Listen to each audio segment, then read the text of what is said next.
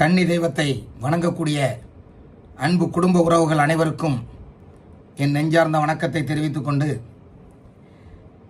நேற்றும் இன்று காலையிலும் கேள்விகள் கேட்ட அனைத்து நல் உள்ளங்களுக்கும் பதிலளிக்க விரும்பி நேரத்தை ஒதுக்கி உங்களை தேடி வந்துள்ளேன். அன்பானவர்களே, ஆடி மாதம் என்பது ஒரு அற்புதமான மாதம். அது அம்மனுக்கு மட்டுமல்ல, இந்த உலகம் முழுவதும் இருக்கக்கூடிய கன்னி தெய்வங்களுக்கும் அந்த ஆடி மாதமே மிகச்சிறந்த மாதம். கன்னி தெய்வங்களை வணங்கக்கூடிய மாதம். கன்னி தெய்வங்கள் மகிழ்ச்சி அடையக்கூடிய மாதம். கன்னி தெய்வங்கள் துளிர் விட்டு எழுந்து தன் குடும்பத்தை காக்கக்கூடிய மாதம். ஆக தன் பிள்ளைகள் தன்னை வேண்ட வேண்டும், தன்னை தேட வேண்டும் என்று நினைக்கக்கூடிய மாதம். கன்னி தெய்வமானது தன் பிள்ளைகள் அவர்களை நினைத்தால் மட்டுமே அந்த தெய்வம் இவர்களுக்கு செய்ய முடியும். காரணம் என்னன்னா, இந்த கன்னி தெய்வத்தை காலன் கையில தான் வச்சிருப்பான். அதோடைய பவர் என்னங்கிறது அந்த காலன் கையில் இருக்கிற வரைக்கும் அதோட பவர் அதுக்கு தெரியாது. அதுதான் இறைவனுடைய படைப்பு. அதனால தான் நாம என்ன செய்யறோம், காலன் போக்கு விட்டு கண்ணியை உள்ள எடுக்கிறோம். அந்த காலன் போக்கு விட்டு கண்ணியை வீட்டுக்குள்ள எடுத்த பிறகுதான் அந்த கன்னி தெய்வத்துடைய பவர் என்னங்கிறது அதுக்கு தெரியும். நம்மளால இவ்வளவு சாதிக்க முடியுமாங்கிறது தெரியும். இந்த உலகத்துல தன் பிள்ளைகளுக்காக எதை வேண்டுமானும் எதிர்த்து நிற்பா தன் கன்னி தெய்வம். எந்த சூழ்நிலையிலும் தன் பிள்ளைகளை விட்டு கொடுப்பவள் அல்ல. ஆக அப்பேற்பட்ட கன்னி தெய்வங்களுக்காக உழைப்பதில் பெருமை கொள்கிறேன். அப்பேற்பட்ட கன்னி தெய்வங்களை பற்றி பேசும் ஞானத்தை கொடுத்த இறைவனுக்கு நன்றி கூறுகிறேன். அன்பானவர்களே, இன்று ஸ்ரீஹரி அன்பு என்பவர் சில கேள்விகள் கேட்டுள்ளார். வாசிக்கின்றேன் கேள்விகளை, பின்பு அதற்கான பதில்களை அளிக்கிறேன். ஐயா, எங்கள் வீட்டில் கன்னி தெய்வம் இருப்பதை நாங்கள் நன்கு அறிவோம். ரொம்ப சந்தோஷம். நிறைய பேர் கன்னி தெய்வம் இருக்கான்னு கூட தெரியாம கஷ்டப்படுறாங்க. ஆனா நீங்க நன்கு அறிவோம்னு சொல்லியிருக்கீங்க, வாழ்த்துக்கள். இதை ஒரு கேள்வியா சொல்ல முடியாது, உங்களுடைய அனுபவத்தை சொல்லியிருக்கீங்க, வாழ்த்துக்கள். அடுத்தபடியாக அதே ஸ்ரீஹரிணி அன்பு அவங்க அனுப்பியிருக்கிறாங்க. ஐயா, இக்கன்னி தெய்வம் எங்கள் பாப்பா மேல்தான் இருக்கு, ஆனா எனக்குத்தான் உடல் வலி வந்தது ஐயா, என்ன காரணம்னு கேட்டிருக்காங்க. ஒரு அற்புதமான கேள்வி. அதாவது உங்க பாப்பா மேலதான் கண்ணி இருக்குங்கச்சுல, அந்த பிள்ளைக்கு உடம்பு வலி வந்திருக்கவே வராது, வரவும் கூடாது. கன்னி தெய்வத்திற்காக உழைத்த உங்களுக்கு உடல் வலி வருமா என்றால் நிச்சயமாக வரக்கூடாது. அப்போ உங்க கண்ணி இருக்கு, அதில் மாற்றுக்கிறது இல்லை. யார் மேல? உங்க பாப்பா மேல. அப்போ அவங்க வரும்போது அந்த பிள்ளைக்கு உடல் வலி இல்லை, அப்போ அது பரிபூர்ணமா வருது. ஆனா உங்களுக்கு உடல் வலி வருதுனாலே ஒன்று நீங்க அந்த கன்னி தெய்வத்துக்காக வேலை செஞ்சு உழைச்சி அதுல ஏதாவது உடல் சோர்வு ஏற்பட்டிருக்கலாம். இல்லைன்னா ஏதோ ஒரு பீடை உங்கள் உடம்பில் ஒட்டி கொண்டிருக்கிறது அர்த்தம். அதனால நல்ல நம்பி பிடிச்சி, இனி நீங்க கன்னி தெய்வத்தை கும்பிடுறதுக்கு இன்னைக்கு சாயந்தரம் கும்பிட போறோம் அப்படின்னா நல்லா வெண்ணி போட்டு குளிச்சு சுத்தபத்தமா அந்த அம்மாவை போய் கும்பிடுங்க. உங்களை கும்பிட்ட அன்னைக்கெல்லாம் எனக்கு உடம்பு வலிக்குது தாயே, இன்னைக்கு நான் உங்களை வணங்க போறேன், எனக்கு உடல் வலி இருக்கக்கூடாது என்று அந்த விளக்கின் முன் நின்று கூறிவிட்டு நீங்கள் உங்கள் கன்னியின் பணியை செய்யுங்கள். எந்த காரணத்திலும் எந்த சூழ்நிலையிலும் இனி நீங்களே இங்கே பதிவிடுவீர்கள், இப்பொழுது எனக்கு உடல் வலி இல்லை என்று. அடுத்தபடியாக அதே ஸ்ரீஹரணி அன்பு இன்னொரு கேள்வி கேட்டிருக்கிறாங்க. ஐயா, நாங்கள் கன்னி தெய்வத்தை 4 ஆண்டுக்கு முன் தான் வீட்டுக்குள் வரவழைத்தோம். விடியற் காலையில் கோயிலுக்கு போய் பல பூஜைகள் செய்து வர வைத்தோம்னு சொல்லியிருக்காங்க. ஒரு கன்னி தெய்வத்தை வீட்டுக்குள்ள வர வைக்க நம்ம கோயிலுக்கு போய் தான் வர வைக்கணுமானா இல்லை, நம்ம வீட்டு முன்னுக்கு காலன் போக்கு விட்டு கண்ணியை உள்ள எடுத்துடலாம். அதெல்லாம் இன்னும் நிறைய விஷயங்கள், நிறைய கேள்விகள் வரும்பொழுது சொல்றேன். ஆனா நீங்க கோயிலுக்கு போய் எடுத்தேங்கிறீங்க, இதுல ஏதோ ஒரு குறைபாடு இருக்கு. இதை நீங்க முழுசா இன்னும் கூட தெளிவா சொன்னீங்கன்னா அதுக்கான பதிலை நான் கண்டிப்பா முறையான பதில், உண்மையான பதில் உறுதியாக சொல்வேன். நன்றி ஸ்ரீஹரிணி அன்பு அவர்களே, உங்களுடைய கேள்விகளுக்கு பதிலளித்ததை நினைத்து பெருமைப்படுகிறேன், நன்றி கூறுகிறேன். ஐயா, நான் ஜெயந்தி அன்புன்னு சொல்லிருங்க, ரொம்ப சந்தோஷம்.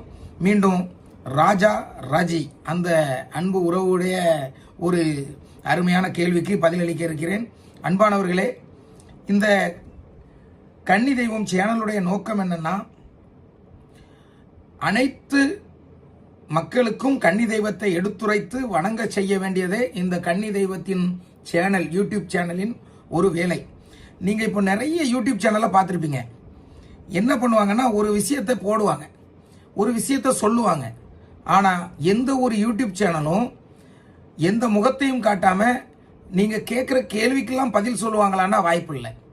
காரணம், அவங்கள நான் குறை சொல்ல மாட்டேன், அவங்களுக்கு தெரிஞ்சதை சொல்லிட்டு போயிருந்தாங்க. நாம அப்படி அல்ல, நம்மளுடைய பயணம் அப்படி அல்ல. என்னுடைய பயணம் சுமார் 28 வருடங்கள் ஆகிறது கன்னி தெய்வத்திற்காக நான் என்னை ஒப்படைத்து 28 ஆண்டு காலங்கள் ஆகிறது. ஆக கன்னி தெய்வத்தை முழுமையாக அறிந்து கொண்டு என் மக்கள் நல்லா இருக்க வேண்டும் என்ற நோக்கத்தோடு கன்னி தெய்வத்தை உங்களுக்கு சொல்லித் தருகிறேன்.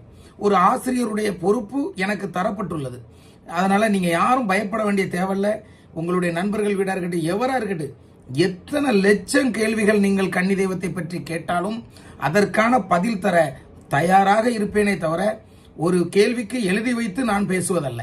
உங்களுடைய கேள்வியை வாசிக்கிறதோட சரி, பதில் அந்த ஞானம் நான் வணங்கும் கன்னி அம்மாக்கள் எனக்கு தருகிறார்கள். ஆகவே எப்பேற்பட்ட கேள்வியா இருந்தாலும் தாராளமாக கேளுங்கள். கேள்வி கேட்பது தவறில்லை. வருத்தப்பட்டோ வெக்கப்பட்டோ கேள்வி கேட்பதை கேட்காமல் இருந்து விடாதீர்கள். உங்கள் கேள்விகளுக்கு பதிலளிக்க என்றும் காத்திருப்பேன். இன்று கூட ஒரு மணி நேரம் லேட் ஆயிட்டு, ஆனாலும் மனசுக்குள்ள ஒரு கலக்கம். ஐயோ, நம்ம மக்கள் தேடி இருப்பாங்களே, பதில் வரல நினைச்சிருப்பாங்களே நினைச்சேன். கவலைப்படாங்க, எங்க போனாலும் எப்படியும் வந்துருவேன் பதிலளிக்க. இப்பொழுது ராஜா ராஜி அவருங்க கேள்விக்கு பதில். இப்ப கேள்வியை வாசிக்கிறேன், எல்லாரும் கவனமா கேளுங்க. நீங்க இது எல்லாருக்குமே இந்த ஒவ்வொருத்தருடைய கேள்வி உங்களுக்கு தேவைப்படும். நீங்க கேட்கணும்னு நினைச்சிருப்பீங்க, ஆனா இன்னொருத்தர் கேட்பாரு. உங்களுக்கு எப்படி கேட்கணும் முறை தெரியாம இருக்கும், ஆனா இன்னொருத்தர் அதை சரியா கேட்பாரு. அதனால தெளிவா எல்லா கேள்விகளையும் எல்லா பதில்களையும் தெரிந்து கொள்ளுங்கள். அண்ணா, எங்க வீட்டு கன்னி போன வருஷம் என் மேல வந்து 7 வயசு ஆத்தாடா, 7 வயசுல ஆத்தோட போனாங்கன்னு சொன்னாங்க. அண்ணா, எங்க வீட்டு கன்னி போன வருஷம் என் மேல வந்து 7 வயசுல ஆத்தோட போனாங்கன்னு சொன்னாங்க. நான் 2 நாள் முன்னாடி உங்ககிட்ட கூட கேட்ட வீட்டுக்கு உள்ள வாசனை வருதுன்னு சொன்னேன். இன்னைக்கும் என் பக்கத்துல நிக்கிற மாதிரி தோணுது. அதற்கு காரணம் என்ன? அந்த கன்னி 3 தலைமுறைக்கு முன் உள்ள கன்னி என்று சொன்னாங்க அப்படின்னு சொல்றீங்க. மகிழ்ச்சி அன்பானவரே. உங்கள் வீட்டில் வந்து 7 வயசுல அந்த கன்னி ஆத்துல இறந்திருக்கு. ஆத்தோட போயிடுச்சுனாலே ஆத்துல இறக்கப்பட்ட கன்னி. அதாவது ஒரு மனிதன் ஒரு குழந்தை இறக்குதுன்னா அது நம்மளுடைய பார்வைக்கு இறக்குது. ஆனா பெண் குழந்தை இறக்கும் பொழுது அது கன்னி தெய்வமாக பிறக்கிறது. அன்னைக்கு நீங்கெல்லாம் அழுதுகிட்டு இருந்திருப்பீங்க, வீட்டில் உங்க குடும்பம் அழுதுட்டு இருந்திருக்கோம். ஆனா இறந்து போன அந்த குழந்தை அழாது. நமக்கு இவ்வளவு பெரிய பொறுப்பை இறைவன் தந்திருக்கான், நம்ம குடும்பத்தை நம்ம காப்பாத்திடலாம்னு சொல்லி அது தெய்வமாக இருந்து உங்களை ஆசீர்வதிக்கும். ஆக அந்த கன்னி தெய்வம் உங்க வீட்டுக்குள்ள நடமாடுது, வாசனை வருதுங்கிறது மிகப்பெரிய கொடுத்து வைத்த ஒரு செயல். நீங்க யோகக்காரங்க. ஒரு கன்னி தெய்வம் பரிபூர்ணமா ஒரு வீட்டுக்குள்ள இருந்தா கண்டிப்பாக வாசனை வரதான் செய்யும். அதுல மாற்று கருத்து இல்லை. ஏன்னா என்னுடைய அனுபவத்தில் நான் அதை சந்திச்சிருக்கேன், சந்திச்சுக்கிட்டு இருக்கிறேன். அதனால அதை உங்களை பாராட்டுறேன். உங்களுக்கு யோகக்காரங்க நீங்க. ஆனாலும் கூட இன்னொரு விஷயமும் சொன்னீங்க, என் அருகில் நிற்பது போன்று தோன்றுகிறதுன்னு. சத்தியமா பயப்பட்டுறாதுங்க. அந்த அம்மா உங்க பக்கத்துல நிக்கிற மாதிரி தோணுங்கன்னா நீங்க ரொம்ப கொடுத்து வச்சவங்க. ஏன்னா நிறைய பேர் என் கண்ணி இருக்கான்னு தெரியல, எப்படி தெரிஞ்சுக்கிறது, என்ன பண்றது, எப்படி வழிபாடு செய்யறது, ஒண்ணுமே புரிய மாட்டேங்க, கண்ணியம்மா எங்க இருக்காமான்னு தேடுறாங்க. ஆனா நீங்க என் பக்கத்துல இருக்கிற மாதிரி தெரியுது அப்படின்னு சொல்லியிருக்கிறீங்க. ரொம்ப மகிழ்ச்சி அன்பானவரே. நீங்கள் மிகவும் கொடுத்து வைத்தவர். முறையாக வழிபட்டால் அந்த கன்னி முழு பவரோடு இருந்து உங்கள் குடும்பத்தை வாழ வைக்கும். அது மட்டுமல்ல, அடுத்தாப்புல நீங்க கரெக்டான ஒரு வார்த்தையை சொல்லிருங்க. அந்த கன்னி 3 தலைமுறைக்கு முன் உள்ள கன்னி என்று சொன்னாங்க அப்படின்னு சொல்லிருங்க. நீங்க ரொம்ப சந்தோஷப்படணும். உங்க கூட பிறந்தது இல்லை, உங்க அப்பா கூட பிறந்தது இல்லை, உங்க தாத்தா கூட பிறந்தது இல்லை, அதுக்கும் முந்தின கன்னி. ஆனா கன்னி என்பவள் காலம் முழுக்க வாழையடி வாழையாக நம் வம்சத்தை வாழ வைக்க கூடவே இருப்பாங்க. அவங்களுடைய தலைமுறை எத்தனைன்னா குறைந்து பார்த்தாலும் ஒரு 100 தலைமுறையாவது, 100 இல்லை, ஆமா, ஒரு 35 தலைமுறையிலிருந்து 40 தலைமுறை நம்ம குடும்பத்தோட இருப்பாங்க. குறைந்தது 1000 வருடம் ஒரு கன்னிக்கு பவர். குறைஞ்சது 1000 வருஷம் அது தன்னுடைய குடும்பத்தை வாழ வைக்கிறதுக்காக போராடிக்கிட்டே இருக்கும். ஆக அந்த கன்னி தெய்வத்தின் ஆசையோடு நீங்கள் நல்லா வாழ வாழ்த்துகிறேன். அடுத்தபடியாக வினோத் குமார் என்பவர் ஒரு கேள்வி கேட்டிருக்கிறார். கன்னி தெய்வத்தை வைத்து எதிர்காலத்தை கணிக்க முடியுமா? ஒருவருடைய ஜாதகத்தை வைத்து கன்னியை கணிக்க முடியுமா? அப்பா, எப்பேற்பட்ட கேள்வி! எங்கிருந்து ராஜா வந்திருக்கீங்க நீங்க? உண்மைக்கு உங்களை மனசார பாராட்டுறேன். ஒருவருடைய ஜாதகத்தை வைத்து கன்னியை கணிக்க முடியுமா என்றால், கணிக்கன்னா நீங்க என்ன கணிப்பு சொல்றீங்க? கன்னியை பத்தி ஒண்ணுமே கணிக்க முடியாது. கன்னி இருக்குன்னு சொல்லுவாங்களே தவிர அந்த கன்னி எப்பேற்பட்டது, அது எத்தனை தலைமுறைக்கு முன்ன உள்ளது, அது என்ன செய்யும், அதால என்னெல்லாம் செய்ய முடியும் அப்படிங்கிறத அவங்களால கணிக்க முடியாது. ஆக நீங்க எந்த சூழ்நிலையிலும் ஜாதகம் பார்க்கவோ குறிக்காக்கவோ அங்கெல்லாம் நீங்க போகாண்டாம். உங்கள் கன்னி தெய்வம் உங்களோட துடியாக இருந்தால் உங்கள் கன்னி தெய்வத்திட்டே எல்லாத்தையும் கேட்டுக்கலாம். அதுக்கப்புறம் அவர் ஒரு வார்த்தை கேட்டார், கன்னி தெய்வத்தை வைத்து எதிர்காலத்தை கணிக்க முடியுமா? ஐயா, எதிர்காலத்தை மட்டுமல்ல, எதை வேண்டுமானாலும் கணிக்க இயலும். எதிர்காலத்தை மட்டுமல்ல, எதை வேண்டுமானாலும் கணிக்க இயலும். உன் வாழ்வு எத்தனை நாட்கள், உன்னுடைய வாழ்க்கை எத்தனை நாட்கள், உன்னுடைய பெயர் புகழ் எத்தனை நாட்கள், உன் குடும்பத்துடைய வழிநடத்துதல் எத்தனை நாட்கள், உன் குழந்தைகள், உன் குடும்பம், மனைவி, மாமனார், மாமியார், தாய், தகப்பன், சகோதரன், சகோதரி எல்லாரும் எந்தெந்த எத்தனை வருடங்கள் வாழ்வார்கள் அனைத்தையும் கணிக்க இயலும். ஒரு கண்ணி நினைத்தால் பிறப்பையும் சொல்ல முடியும், இறப்பையும் சொல்ல முடியும், இடைப்பட்ட வாழ்க்கையும் சொல்ல முடியும், அனைத்தையும் கணிக்க இயலும். கவலையே வேண்டாம். நீங்க எந்த சூழ்நிலையிலும் கண்ணியால கணிக்க முடியாதுன்னு நினைச்சுறாங்க, அவங்க நினைச்சா எல்லாத்தையும் கணிக்க முடியும். வினோத்குமார் அவர்களே, உங்களுக்கு சிறப்பான பதிலை அளித்துள்ளேன், நன்றி. மீண்டும் பால் சுயம்பு, அந்த அவருக்கு சுயம்பு அவர்களுக்கு அவருடைய கேள்விக்கு பதிலளிக்க இருக்கிறேன். அன்பானவர்களே, நிதானமாக கேளுங்கள், கேள்வியை முக்கியமாக கவனியுங்கள், பின்பு பதிலை கவனியுங்கள். அதற்கு முன் ஒரு விஷயம் சொல்ல ஆசைப்படுறேன். இது கேள்வி கேட்டவங்களுக்கு மட்டும் உள்ள பதில் அல்ல. இந்த ஒவ்வொரு கேள்வியும் கண்ணியை வச்சிருக்க எல்லாருக்குமே தேவையான கேள்வி. நீங்க அனைத்தையும் தெரிஞ்சுக்கிட்டா தான் உங்க கன்னி தெய்வத்தை நீங்க சரியா வணங்க முடியும். அது உங்களுக்கு ஒரு வெற்றிகரமான வாழ்க்கைக்கு கொண்டு போகும். அதனால கண்டிப்பாக ஒவ்வொரு வீடியோவில் வரக்கூடிய ஆடியோவையும் நிதானமாக கேளுங்கள். சரி, நான் கேள்விக்குள்ள போறேன். நான் கேட்கணும் என்ற கேள்விகளுக்கும் சேர்த்தே இந்த வீடியோ பாத்தீங்களா, விஷயத்தை கேளுங்க, இதை வாசிச்சு முடிச்சு சொல்றேன். நான் கேட்கணும் என்ற கேள்விகளுக்கும் சேர்த்தே இந்த வீடியோவில் எனக்கும் பதில் கிடைத்து விட்டது. மிக்க நன்றி அண்ணா, கன்னி தெய்வம் துணைன்னு சொல்லியிருக்கிறார். அதில் இடையில என் பேரையும் சேர்த்திருக்கிறாரு, நான் என் பேரை இதில் சொல்லலை. அன்பானவரே, ரொம்ப நன்றி. பார்த்தீங்களா உறவுகளை, இப்போதான் இதை பற்றி சொல்லிட்டு இருந்தேன். அதாவது நான் பேசக்கூடிய விஷயங்கள் ஒரு தனிநபருக்கானதானா இல்லை, கன்னி தெய்வத்தை வைத்துக் கொண்டிருக்கும் அத்தனை நல் உறவுகளுக்கும் உள்ளது, உங்களுக்கே தேவைப்படும். அதனால என்னுடைய ஒவ்வொரு ஆடியோவையும் முழுசா கேளுங்க. பாதி நேரம் கேட்டுட்டு போயிடறாங்க. எவ்வளோ வேலை இருந்தாலும் வேலை முக்கியம் அல்ல. இப்போ எங்களுக்கெல்லாம் வேலை எல்லாமே இருக்கும். ஏன் எங்கள் வேலையை விட்டுட்டு இதில் வந்து இவ்வளோ நேரம் பேசுகிறோன்னா, எல்லா மக்களும் நல்லா இருக்கணும், எந்த ஒரு குறையும் இல்லாமல் கன்னிக்கு பதி அமைச்சு கன்னி அந்த குடும்பத்தை வாழ வைக்கணும். அந்த ஒரு நோக்கத்தில் தான் கன்னிக்காக உழைத்து கொண்டிருக்கிறோம். மக்களுக்காக உழைக்கிறோம் என்று கூறினாலும் கூட இது மிகப்பெரிய சிறப்பு. கன்னி தெய்வங்களுக்காக உழைத்துக் கொண்டிருக்கிறேன். அடுத்தபடியாக கிருஷ்ணா ஹரிஸ் அப்படிங்கிறவருக்கு ஒரு கேள்வி இருக்கு. அந்த கேள்விக்கான பதிலை சொல்றேன். அன்பானவர்களே, அருமையாக கேள்வி கேட்கிறார்கள், மிகவும் மகிழ்ச்சியாக இருக்கிறது. இது யாருக்குமே இந்த அமைப்பு இருக்காது. எனக்கு இப்படி ஒரு பொறுப்பை தந்து அந்த கன்னி தெய்வங்களுக்கு நான் நன்றி சொல்றேன். கன்னி தெய்வம் அப்படின்னு சொன்னாலே என்னுடைய உடலெல்லாம் அப்படி செலுத்துக்கிட்டு இருக்கும். இப்போ நான் உங்கள்கிட்ட பேசும்போதே அந்த வைப்ரேஷனை நான் உணர்றேன். அதனால தான் ஒவ்வொரு கேள்விக்கும் உடனடியாக பதில் தர முடியுது. எந்த ஒரு கேள்விக்கும் நான் யோசிக்கவும் இல்லை, பிறகு நாளைக்கு சொல்றேன் என்னால் சொல்ல முடியலன்னு நான் சொல்லலை. காரணம், என்னுடைய நாவில் இருந்து பேசுவது கன்னி தெய்வத்தின் அருமை, கன்னி தெய்வமே, அந்த உணர்வோடு நான் பேசிக் கொண்டிருக்கிறேன். அன்பானவர்களே, அடுத்த கேள்விக்கு வரேன். கிருஷ்ணா கிறிஸ் ஐயா, இறந்து பிறந்த குழந்தை கன்னி தெய்வம் ஆகுமா? அது என் தம்பியின் குழந்தை. நான் குழந்தைக்கு பெரியப்பா. என் வீட்டில் தான் அடக்கம் செய்யப்பட்டது. அடிக்கடி கனவில் ஒரு குழந்தையை காண்கிறோம். என் தம்பியின் குழந்தையை நாங்கள் கன்னி தெய்வமாக நினைத்து வணங்கலாமா? இது ஒரு அருமையான கேள்வி. இந்த கேள்வியை தான் இன்னைக்கு டைட்டில் எழுதணும்னு வச்சிருக்கேன். இறந்து பிறந்த குழந்தை கன்னி தெய்வம் ஆகுமா? அருமையான கேள்வி. ஆனா உங்க வீட்டில் அது ஒரு கஷ்டமான ஒரு விஷயம். ஒரு குழந்தைய அந்த தாய் எவ்வளவு எதிர்பார்ப்போட வயிற்றுல வளர்த்திருப்பா, எவ்வளவு எதிர்பார்ப்போட அவளை பிரசவ வார்டுக்குள்ள பெயிருப்பா. ஆனா அவளுடைய குழந்தை இறந்து பிறக்கும் பொழுது, அந்த குழந்தை இறந்து விட்டது என்று அந்த தாய்க்கு தெரியும் போது எப்பேற்பட்ட ஒரு வழியை சந்தித்திருப்பாள். ஆனால் அந்த தாயிடம் சொல்லுங்கள், நீ ஒரு தெய்வ குழந்தையை சுமந்திருக்கிறாய் என்று. ஏனென்றால் அவள் கன்னி தெய்வமாக பிறக்க வேண்டும் என்பது அவளுடைய தலையெழுத்து. அதை இறைவன் வித்திட்டுள்ளான். ஆகவே மனிதன் நினைத்து எதையும் சாதிக்க இயலாது. இறைவன் போட்ட திட்டம், அவள் ஒரு கன்னி தெய்வம். நிச்சயமாக அந்த இறந்து பிறந்த குழந்தையும் கன்னி தெய்வமே, கன்னி தெய்வமே, கன்னி தெய்வமே. மனதார வணங்குங்கள், உங்கள் குடும்பத்தை வாழ வைப்பாள். பெற்றவரல்ல நீங்கள், பெரியப்பா. உங்கள் பெரியப்பா என்ற கடமையை செய்யுங்கள். அந்த குடும்பம் வாழட்டும். அதோடு சேர்ந்து நீங்களும் உங்கள் குடும்பமும் வாழட்டும். எப்படி உங்க தம்பி பொண்ணை இன்னைக்கும் நீங்க நினைக்கிறீங்கன்னா, அந்த பொண்ணு உங்க கனவுல வருதுன்னா, நிச்சயமா நீங்க ஒரு நல்ல மனிதராக தான் இருப்பீங்க.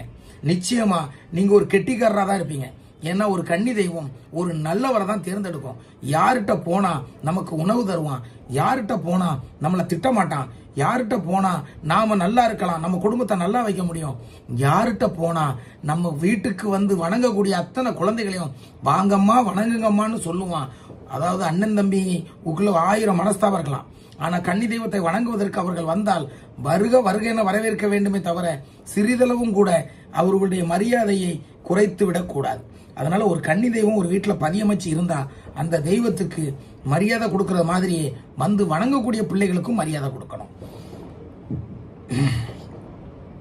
உங்க வீட்டில் தான் அடக்கம் பண்ணிருக்குன்னு சொல்றீங்க, நீங்க அந்த அடக்கம் பண்ணதான் மறந்துடுங்க.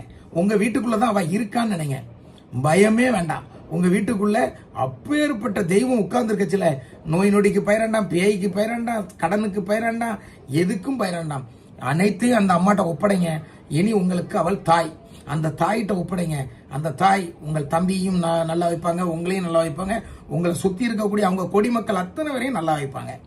அதுக்கு அடுத்தபடியாக கனவுல வருதுன்னு சொல்றீங்க, சீக்கிரத்தில் அவங்களை கன்னி தெய்வமா எடுத்து நீங்க வணங்குறது தான் சிறப்பு. ஏன்னா அவ கனவுல வாரானாலே என்னை கும்பிடுப்பான்னு சொல்லாம சொல்லுறா, அதனால நீங்க எடுத்து வணங்க. நான் மேட்ருக்கு வரேன். இறந்து பிறந்த குழந்தை, அப்போ வயிற்றுல இருந்து பிள்ளை பிறக்கும் போதே இறந்துருக்கு. அது நிறைய பேருக்கு இந்த சந்தேகம் இருக்கு. தைரியமா நம்புங்க, 6 மாதத்திற்கு பிறகு இருக்கக்கூடிய கரு பெண் கருவாக இருந்தால் நிச்சயமாக கன்னி தெய்வம். இதுவரை யாரும் சொல்லியிருக்க மாட்டாங்க, சொடக்கடிச்சு சொல்றேன்.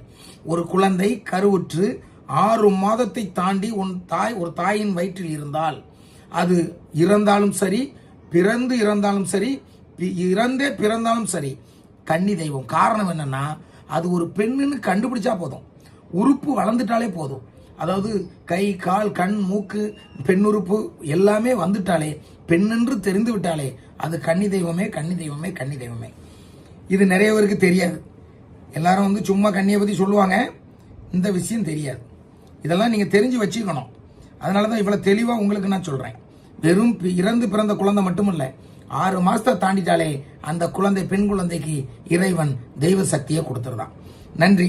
அதற்கு அடுத்தபடியாக மறுபடியும் ஸ்ரீஹரணி அன்புங்கிறவங்க ஒரு கேள்வி கேட்டிருக்காங்க. ஐயா, போன ஆண்டு பூஜையில் நாவற்பழம் கன்னி கேட்டது, இந்த ஆண்டு ஆடி 2 பூஜை இழந்த வடை கடலை மிட்டாய் கேட்டது ஐயா, இதை வழங்கலாமான்னு கேட்டிருக்கீங்களோ?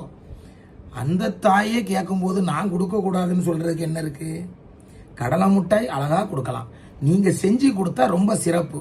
அப்படி இல்லைன்னா செய்யறவங்ககிட்ட போய் சுத்தமா செஞ்சு தாங்க கன்னி தெய்வம் ஆசைப்பட்டு கேட்டுன்னு சொல்லி அதை வாங்கினீங்கன்னா அது மிகச் சிறப்பு. அதனால அது கேட்ட கடலை மிட்டாயும் கொடுங்க, அதுக்கு என்ன கேட்டாலும் அதை கொடுங்க, அது மகிழ்ச்சி அடையும். சில கன்னிகள் சிறு வயதில் சாப்பிட்ட உணவை மறுபடியும் கேட்கும். ஆக என்னடா இது நம்ம கன்னி இதெல்லாம் கேட்குன்னு சொல்லி நீங்க வந்து யோசிச்சுறாங்க, மனசார கொடுங்க. அடுத்தபடியாக நீங்க தான் திரும்பவும் கேட்டிருக்கீங்க, ஐயா இக்கன்னி தெய்வம், ஓகே இது கேட்ட கேள்வி தான் திரும்ப வந்திருக்கு, ஒன்றும் பிரச்சனை இல்லை. இன்னொருத்தர் கேட்டிருக்கிறார், தனம்ங்கிறவர், உங்களுடைய பதிவு அனைவருக்கும் மகிழ்ச்சியாக இருக்கும், நீங்கள் பல்லாண்டு காலம் மகிழ்ச்சியாக கன்னி தெய்வத்தின் அருளோடு வாழ வேண்டும். தனம் அவர்களே ரொம்ப நன்றி, என்னை வாழ்த்தியமைக்கு நன்றி. என்னுடைய பணி அப்படி, நான் கற்றுக்கொண்டதை பிறருக்கு கற்றுக் கொடுக்கிறேன். என்னோடு இந்த கன்னி தெய்வம் இருந்துடக்கூடாது, என்னை வச்சு நிறைய பேர் புரிஞ்சுக்கிட்டு அவங்களுக்கு தெரிஞ்சவங்ககிட்ட இதை பத்தி பேசிக்கிட்டு இதை பத்தி எடுத்து சொல்லிக்கிட்டு, ஒருவேளை அவங்களுக்கு தெரியாத விஷயத்தை என்னிடம் கேட்டு கூட அவங்ககிட்ட சொல்லலாம், இல்லைன்னா என்னுடைய இந்த சேனலை நேரடியாக பார்க்கறதுக்கு அவங்கள வைக்கலாம். ஆக இது என்னுடைய கடமை என்ற உணர்வோடு நான் சொல்றேன். நீங்க கேட்குறீங்க, மனசார வாழ்த்துறீங்க, இந்த வாழ்த்து என் குடும்பத்தை வாழ வைக்கும் என்ற நம்பிக்கை எனக்கு உண்டு. ரொம்ப நன்றி தனம் அவர்களே, மிக்க நன்றி. அடுத்தபடியாக சாந்தி நாகராஜ் என்பவர் ஒரு கேள்வி கேட்டிருக்கிறார். சாந்தி நாகராஜ் அவர்களே, உங்களுடைய கேள்விக்கு நன்றி, மிக்க மகிழ்ச்சி, உங்களை மனதார வாழ்த்துகிறேன். ஏன்னா அந்த கேள்வி கேட்கறதுக்கும் ஒரு எண்ணம் வேணும், அதுக்கு நேரத்தை ஒதுக்கணும், பிறகு அதோடைய பதில் வருதான்னு காத்து இருக்கணும், அந்த பதிலை நீங்க கேட்கணும். இதுதான் ஒரு மிகப்பெரிய விஷயம். கேள்வி கேட்பவர்களை மனதார வாழ்த்துகிறேன். வணக்கம் அண்ணா, எங்கள் வீட்டில் பூஜை அறை தவிர மற்ற அறையில் கன்னி மூலையில் கன்னிக்கு பூஜை செய்ய வாய்ப்பு இல்லை. எங்கள் வீட்டில் பூஜை அறை பீரோ போன்ற வடிவில் இருக்கும். வீட்டில் செவ்வியல் அட்டாக், தப்பா எழுதியிருக்கேன்னு நினைக்கிறேன், செவிற்றில் வார்த்தைகள் ரொம்ப தப்பாக இருக்குது. செவ்வியில் அட்டாக்குன்னு இருக்குது, அப்படி கிடையாது. இது செவிற்றில் இணைக்கப்பட்டிருக்கும் தான் நினைக்கிறேன், செவுத்தில் அடித்து வச்சுருக்கோம் என்று இதை ஒட்டி அடுத்து கன்னி பூஜை செய்யலாமான்னு கேட்குங்க. எழுத்துப்பிள்ளை ரொம்ப இருக்குது தலைவரை. இப்படி எழுத்துப்பிள்ளை இருந்தால் அதை நான் சரியாக சொல்லாமல் வழிமுறை தவறாக போயிடக்கூடாது. நீங்கள் கேட்டது எனக்கு புரியுது, இருந்தாலும் உலக தெய்வத்திற்கு அருகில் வைத்து வணங்கக்கூடாது. உலக தெய்வத்திற்கு கோயில்கள் இருக்கிறது, உங்கள் கன்னிக்கு இல்லை. உங்கள் கன்னிக்கு உங்கள் வீடு தான் கோயில். ஆக உங்கள் கன்னிக்கு முக்கியத்துவம் கொடுத்து கன்னி மூலையில் அவர்களை வைத்து வணங்குவதே சிறப்பு. உங்களோட வீட்டில் கன்னி இருக்கும் பொழுது உலக தெய்வத்திற்கு முக்கியத்துவம் கொடுத்து கன்னி தெய்வத்தை ஒதுக்கி வைத்தால் நிச்சயமாக உலக தெய்வம் அந்த பூஜையை ஏற்காது. நான் ஏற்றுக்கொண்டேன் என்று ஒருவர் மூலமாக வந்து சொன்னாலும் கூட 99.99% அது பொய்யே. ஏன் 100% அது பொய்யே. எந்த ஒரு உலக தெய்வமும் கன்னி தெய்வத்திற்கு கொடுத்து விட்டு எனக்கு வா, என்னை வணங்கு அப்படிதான் கூறுமே தவிர கன்னிக்கு மிஞ்சி நான் தான் முதல்ல அப்படின்னு சொல்லாது. அதனால நீங்க உங்க வீட்டில் கன்னி மூலையில உலக தெய்வத்தை இருந்து அவங்கள்ட்ட கும்பிட்டுட்டு அவங்கள அப்புறப்படுத்திட்டு அதுல கன்னி தெய்வத்தை வைத்து வணங்குங்கள். உலக தெய்வத்திற்கு மற்றொரு இடத்தை கொடுங்கள். நன்றி. இதுக்கு அடுத்தபடியா பாலகுருன்னு சொல்லி ஒருத்தர் ஒரு கேள்வி கேட்டிருக்கார். கேள்வி கேட்ட பாலகுரு அவர்களுக்கு நன்றி. உங்களை மனதார வாழ்த்துகிறேன். உங்கள் கேள்விக்கு வருகிறேன். அண்ணா வணக்கம். சிவனடியார் வைத்து 21 நாள் காப்பு கட்டி சேலை சட்டை வைத்து பெட்டியில் 25 பொருட்கள் வைத்து சாமி கும்பிட்டோம். அந்த சிவனடியார் சேலைக்காரி அம்மன் என்று சொன்னார். நாங்கள் கும்பிடுவது சேலைக்காரி அம்மனா கன்னி தெய்வமா? விளக்கம் தாருங்கள் அண்ணா அப்படின்னு கேட்டிருக்கார். அன்பானவரே, எனக்கு கன்னி தெய்வத்தை பற்றி முழுமையாக பேசக்கூடியனா எடுத்தோம் கவுத்தோம் நாம சொல்றதுதான் உண்மை, நான் சொல்றத நீ கேளு, எனக்கு இங்கிருந்தே அங்கே பார்த்துருவேன், அங்கிருந்தே இங்கே பார்த்துருவேன், நீ பேசுறது எனக்கு கேட்கும், நீ என்ன நினைக்கான்னு எனக்கு தெரியும் அப்படின்னு சொல்லி நான் சில பொய்களை கூறி இந்த இடத்தில் நான் வழிபாடை சொல்லிக் கொடுக்க விரும்பவில்லை. நிச்சயமாக சொல்கிறேன், உங்கள் வீட்டில் என்ன இருக்கிறது என்பதை நான் அங்கு வந்து பார்த்தால் மட்டுமே கூற இயலும். நீங்கள் வணங்குவது சேலைக்காரி அம்மனா இல்லை உங்கள் வீட்டு கன்னியா என்று கூற வேண்டும் என்றால் நான் அங்கே வர வேண்டும், பார்க்க வேண்டும். உங்களுக்கே தெரியல, உங்க வீட்டில் பிறந்து இறந்த ஒரு குழந்தைய வணங்கினா உங்களுக்கு தெரியாம இருக்குமா? அந்த குழந்தைக்கு பட்டுப்பாவோட பட்டுச்சட்டை தானே வைக்கணும், சேலை வச்சு வணங்கியிருக்கேன்னு வேற சொல்றீங்களே. அப்போ இதுல ஏதோ ஒரு குளறுபடி இருக்கு. இதை முறையாக கேட்டால் நான் முறையாக பதில் சொல்வேன். நான் இங்கிருந்து கண்ணை மூடிக்கிட்டு உன் வீட்டில் இருக்கிறது அது இல்லைப்பா அப்படின்னு நான் சொல்ல மாட்டேன். சொல்ல முடியாது, சொல்லக்கூடாது. அது தவறான செயல்பாடாகிவிடும். வழிகாட்டுபவனே நான் தெய்வம் அல்ல. ஆகவே இந்த கேள்விக்கு என்னால் விடை சொல்ல இயலாது. தவறாக இருந்தால் என்னை மன்னித்து விடுங்கள். ஏனென்றால் நீங்கள் ஒரு சிவனடியாரை வைத்து 21 நாள் காப்பு கட்டி சேலை சட்டை வைத்து வணங்கியிருக்கிறீர்கள். முதல் நாளே சேலை சட்டை தான் வச்சிருக்கீங்க. நிச்சயமா அது சேலைக்காரி அம்மனா தான் இருக்கணும். ஆனா எது இருக்குன்னு எனக்கு தெரியலை. தெரியாம நான் சேலைக்காரி அம்மனும் சொல்ல மாட்டேன், கண்ணினும் சொல்ல மாட்டேன். மீண்டும் உங்களுடைய கேள்விகளுக்கு பதிலளிக்க காத்திருக்கிறேன். உங்கள் பாலகுரு உங்களுடைய கேள்வியை எதிர்பார்க்கிறேன். நன்றி. அடுத்தபடியாக மீண்டும் பாலகுரு தான் கேட்டிருக்கிறாரு. இந்த சாமியை 4 வருடமா கும்பிடுறோம், கும்பிட்ட பிறகு நல்லா இருக்கும், போதாது நல்லா இருக்கீங்களா, நல்லா கும்பிடுங்க ஐயா. இதுக்கு என்ன சந்தேகம், இதுக்கு என்ன கேள்வி?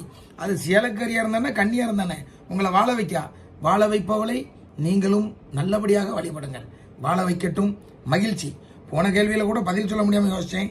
அடுத்தால ஒரு வார்த்தை நீங்க போட்டது ரொம்ப சந்தோஷமா இருக்கு. வாழ்த்துக்கள். மீண்டும் இந்திரா முருகன் என்பவருக்கு ஒரு கேள்வி. அந்த கேள்விக்கான பதிலை அளிக்கும் முன் 1 மடக்கு தண்ணி குடிச்சுக்கிறேன்.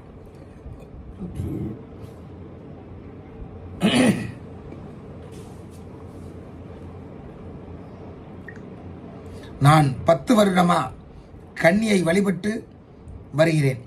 அண்ணா, யாரு மேலேயும் கன்னி வருவதில்லை. என் மாமனார் வழி கன்னி, என்ன செய்ய வேண்டும்? அருமையான கேள்வியா, தெளிவா சொல்றேன். இதை பார்க்கக்கூடிய எல்லா உறவுகளும் இதை கவனிங்க. இது மிக முக்கியமான கேள்வி. 10 வருஷமா நீங்க கன்னியை வழிபடுறீங்க.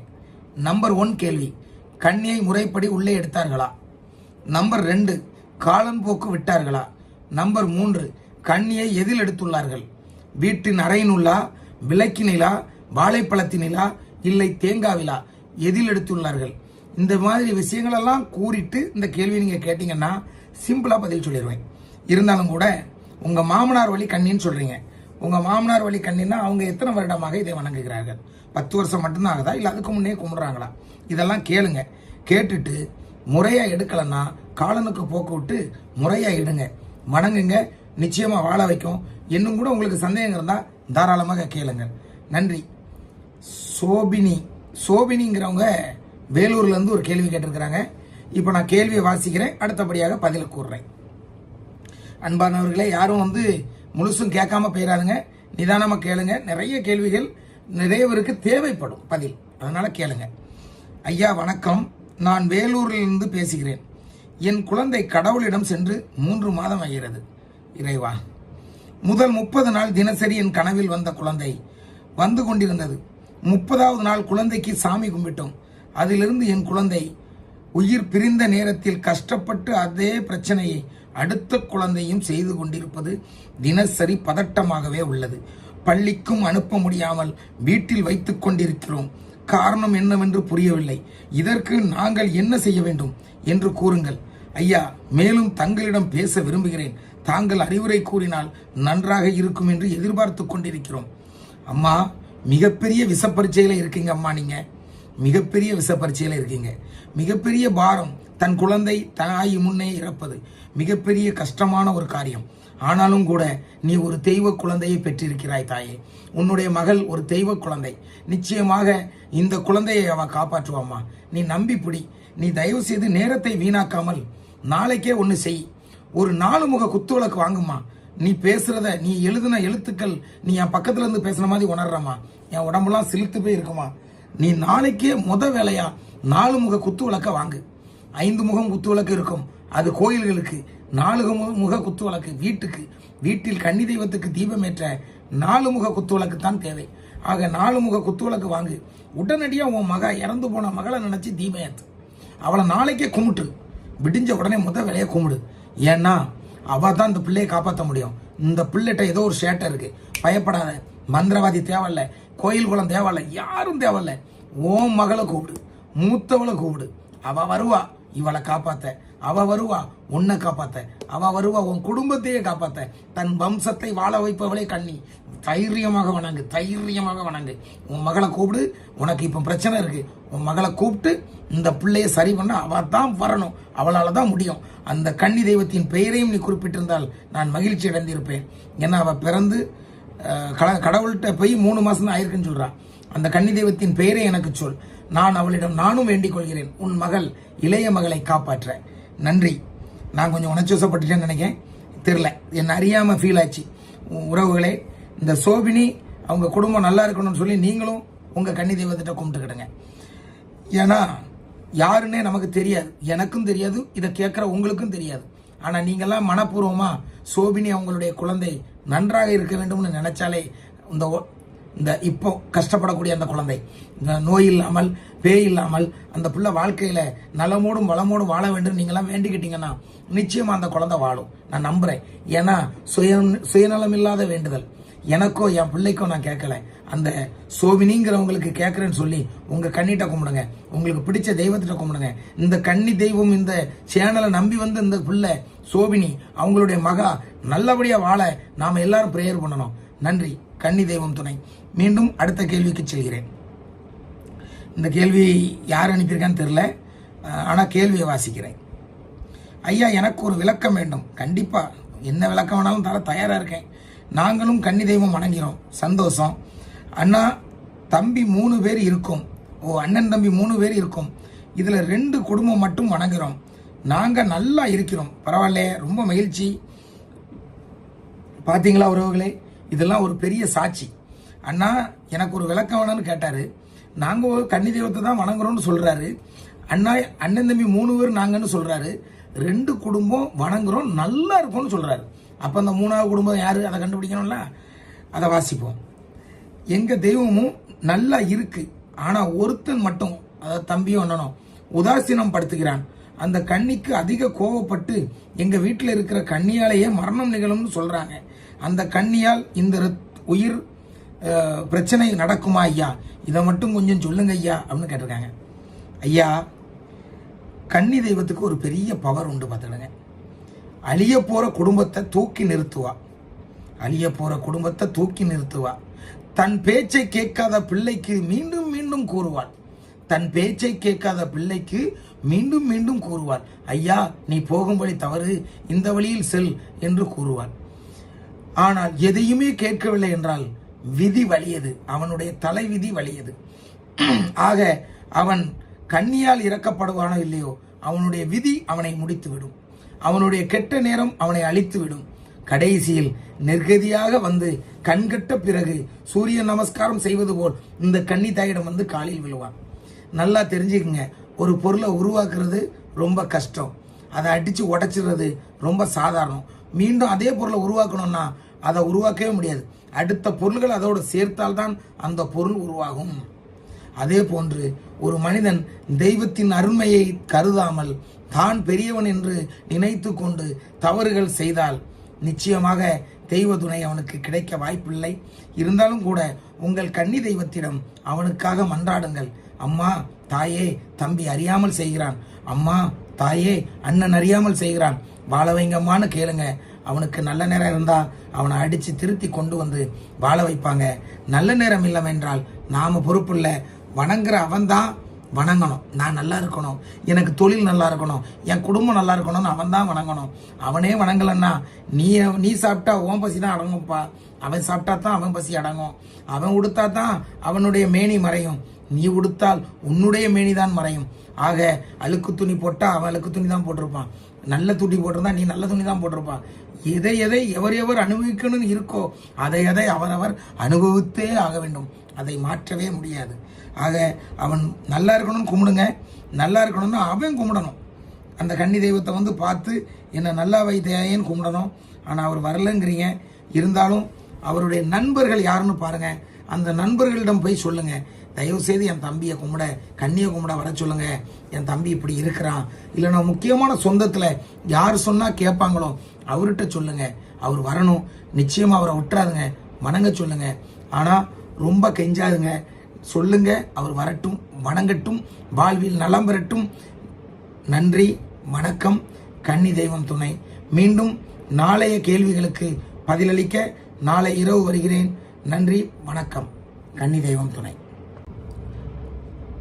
அன்பான கன்னி தெய்வத்தை வணங்கக்கூடிய குடும்ப உறவுகள் அனைவருக்கும் வணக்கம்.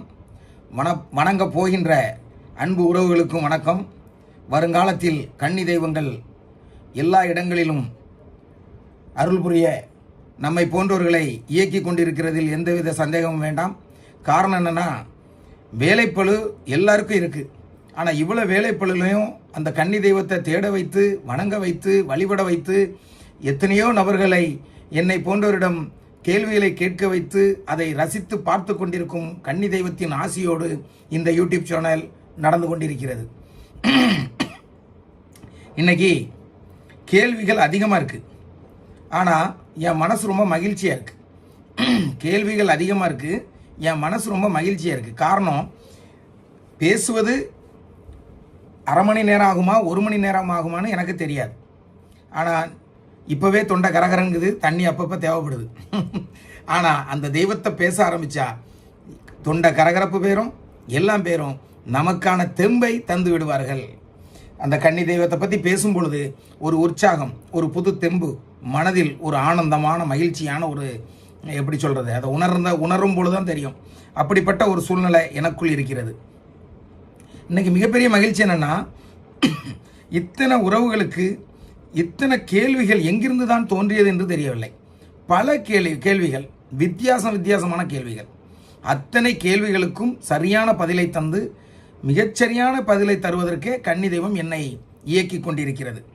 எந்த கேள்விகளுக்கும் எழுதி வைத்து பதில் தருவதல்ல, இருந்த இடத்தில் இருந்து கொண்டு படித்து வாசித்த உடனே பதில் தருகிறோம். கேளுங்கள் உறவுகளே, கேள்விகளை ஆரம்பிக்கிறேன். கேளுங்கள். கேள்விகளை சொல்லிவிட்டு பதிலையும் சொல்லுகிறேன். ஒரு அன்பானவர் அனுப்பியிருக்கிறார், அவருடைய பெயர் இல்லை. கன்னி தெய்வத்தை எந்த திசையில் வைத்து வணங்கி வழிபட வேண்டும்? உங்கள் பதிலுக்காக காத்திருக்கிறேன். இது தம்பி முத்துராஜ் அனுப்பியிருக்கார். கீழே உங்கள் முத்துராஜன் போட்டிருக்காரு. கன்னி தெய்வத்தை எந்த திசையில் வைத்து வணங்கி வழிபட வேண்டும்? உங்கள் பதிலுக்காக காத்திருக்கிறேன் அப்படின்னு போட்டிருக்கிறாரு. ஒரு அருமையான கேள்வி. கன்னி தெய்வம் இந்த முதல்ல நீங்கள் இந்த வார்த்தையை புரிஞ்சுக்கணும். எப்படி பாருங்க, கன்னி தெய்வம். இந்த உலகத்தில் எத்தனையோ தெய்வங்கள் இருக்கிறது, எத்தனையோ சக்திகள் இருக்கிறது. ஆனால் உலகத்தில் திசைகள் 4. அந்த 4 திசைகளுக்கு 4 முக்கு. அதில் கன்னி முக்குன்னு ஒரு முக்கே இருக்குது. இந்த உலகத்தில் எத்தனை தெய்வங்களுக்கு அப்படி ஒரு முக்கு இருக்கும்? வாய்ப்பே இல்லை. அப்போ கன்னிக்கு மட்டும் ஒரு திசையை கொடுத்துருக்கான் பாருங்க. அந்த காலத்துல இருந்தே இருக்கு கன்னி திசை, இது கன்னி முக்கு அப்படின்னு சொல்லுவாங்க. அப்படி சொல்லக்கூடிய அந்த கன்னி முக்கில் தான் கன்னியை வச்சு வணங்கணும்.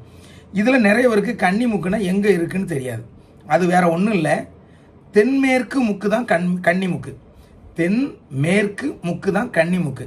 ஆக தென்மேற்கு முக்கில் வைத்து நீங்கள் வணங்கும் பொழுது தெற்கு பக்கம் ஒரு செவுரு இருக்கும், மேற்கு பக்கமும் ஒரு செவுரு இருக்கும், ஜாயிண்ட். அந்த செவுத்துக்கு பக்கத்தில் தான் நீங்கள் வச்சு வணங்குவீங்க. அப்போ வடக்கு பக்கம் செவுரு இருக்காது, அது தள்ளி இருக்கும். கிழக்கு பக்கமும் செவுரு தள்ளி இருக்கும். அப்போ நீங்கள் கிழக்கு திசையிலிருந்து மேற்கு திசையை நோக்கி தீபம் ஏற்றுவீங்க. ஆனால் தீபம் கிழக்கு திசையை நோக்கி இருக்கக்கூடிய இடத்துல தான் தீபம் எரியும். ஆக உங்களுக்கு புரிஞ்சிருக்கும்னு நினைக்கிறேன். ரொம்ப குழப்பறேன்னு நினைக்கிறேன். முத கேள்வியிலேயே கன்னிமுக்குங்கிறது தென் மேற்கு தான் கன்னிமுக்கு.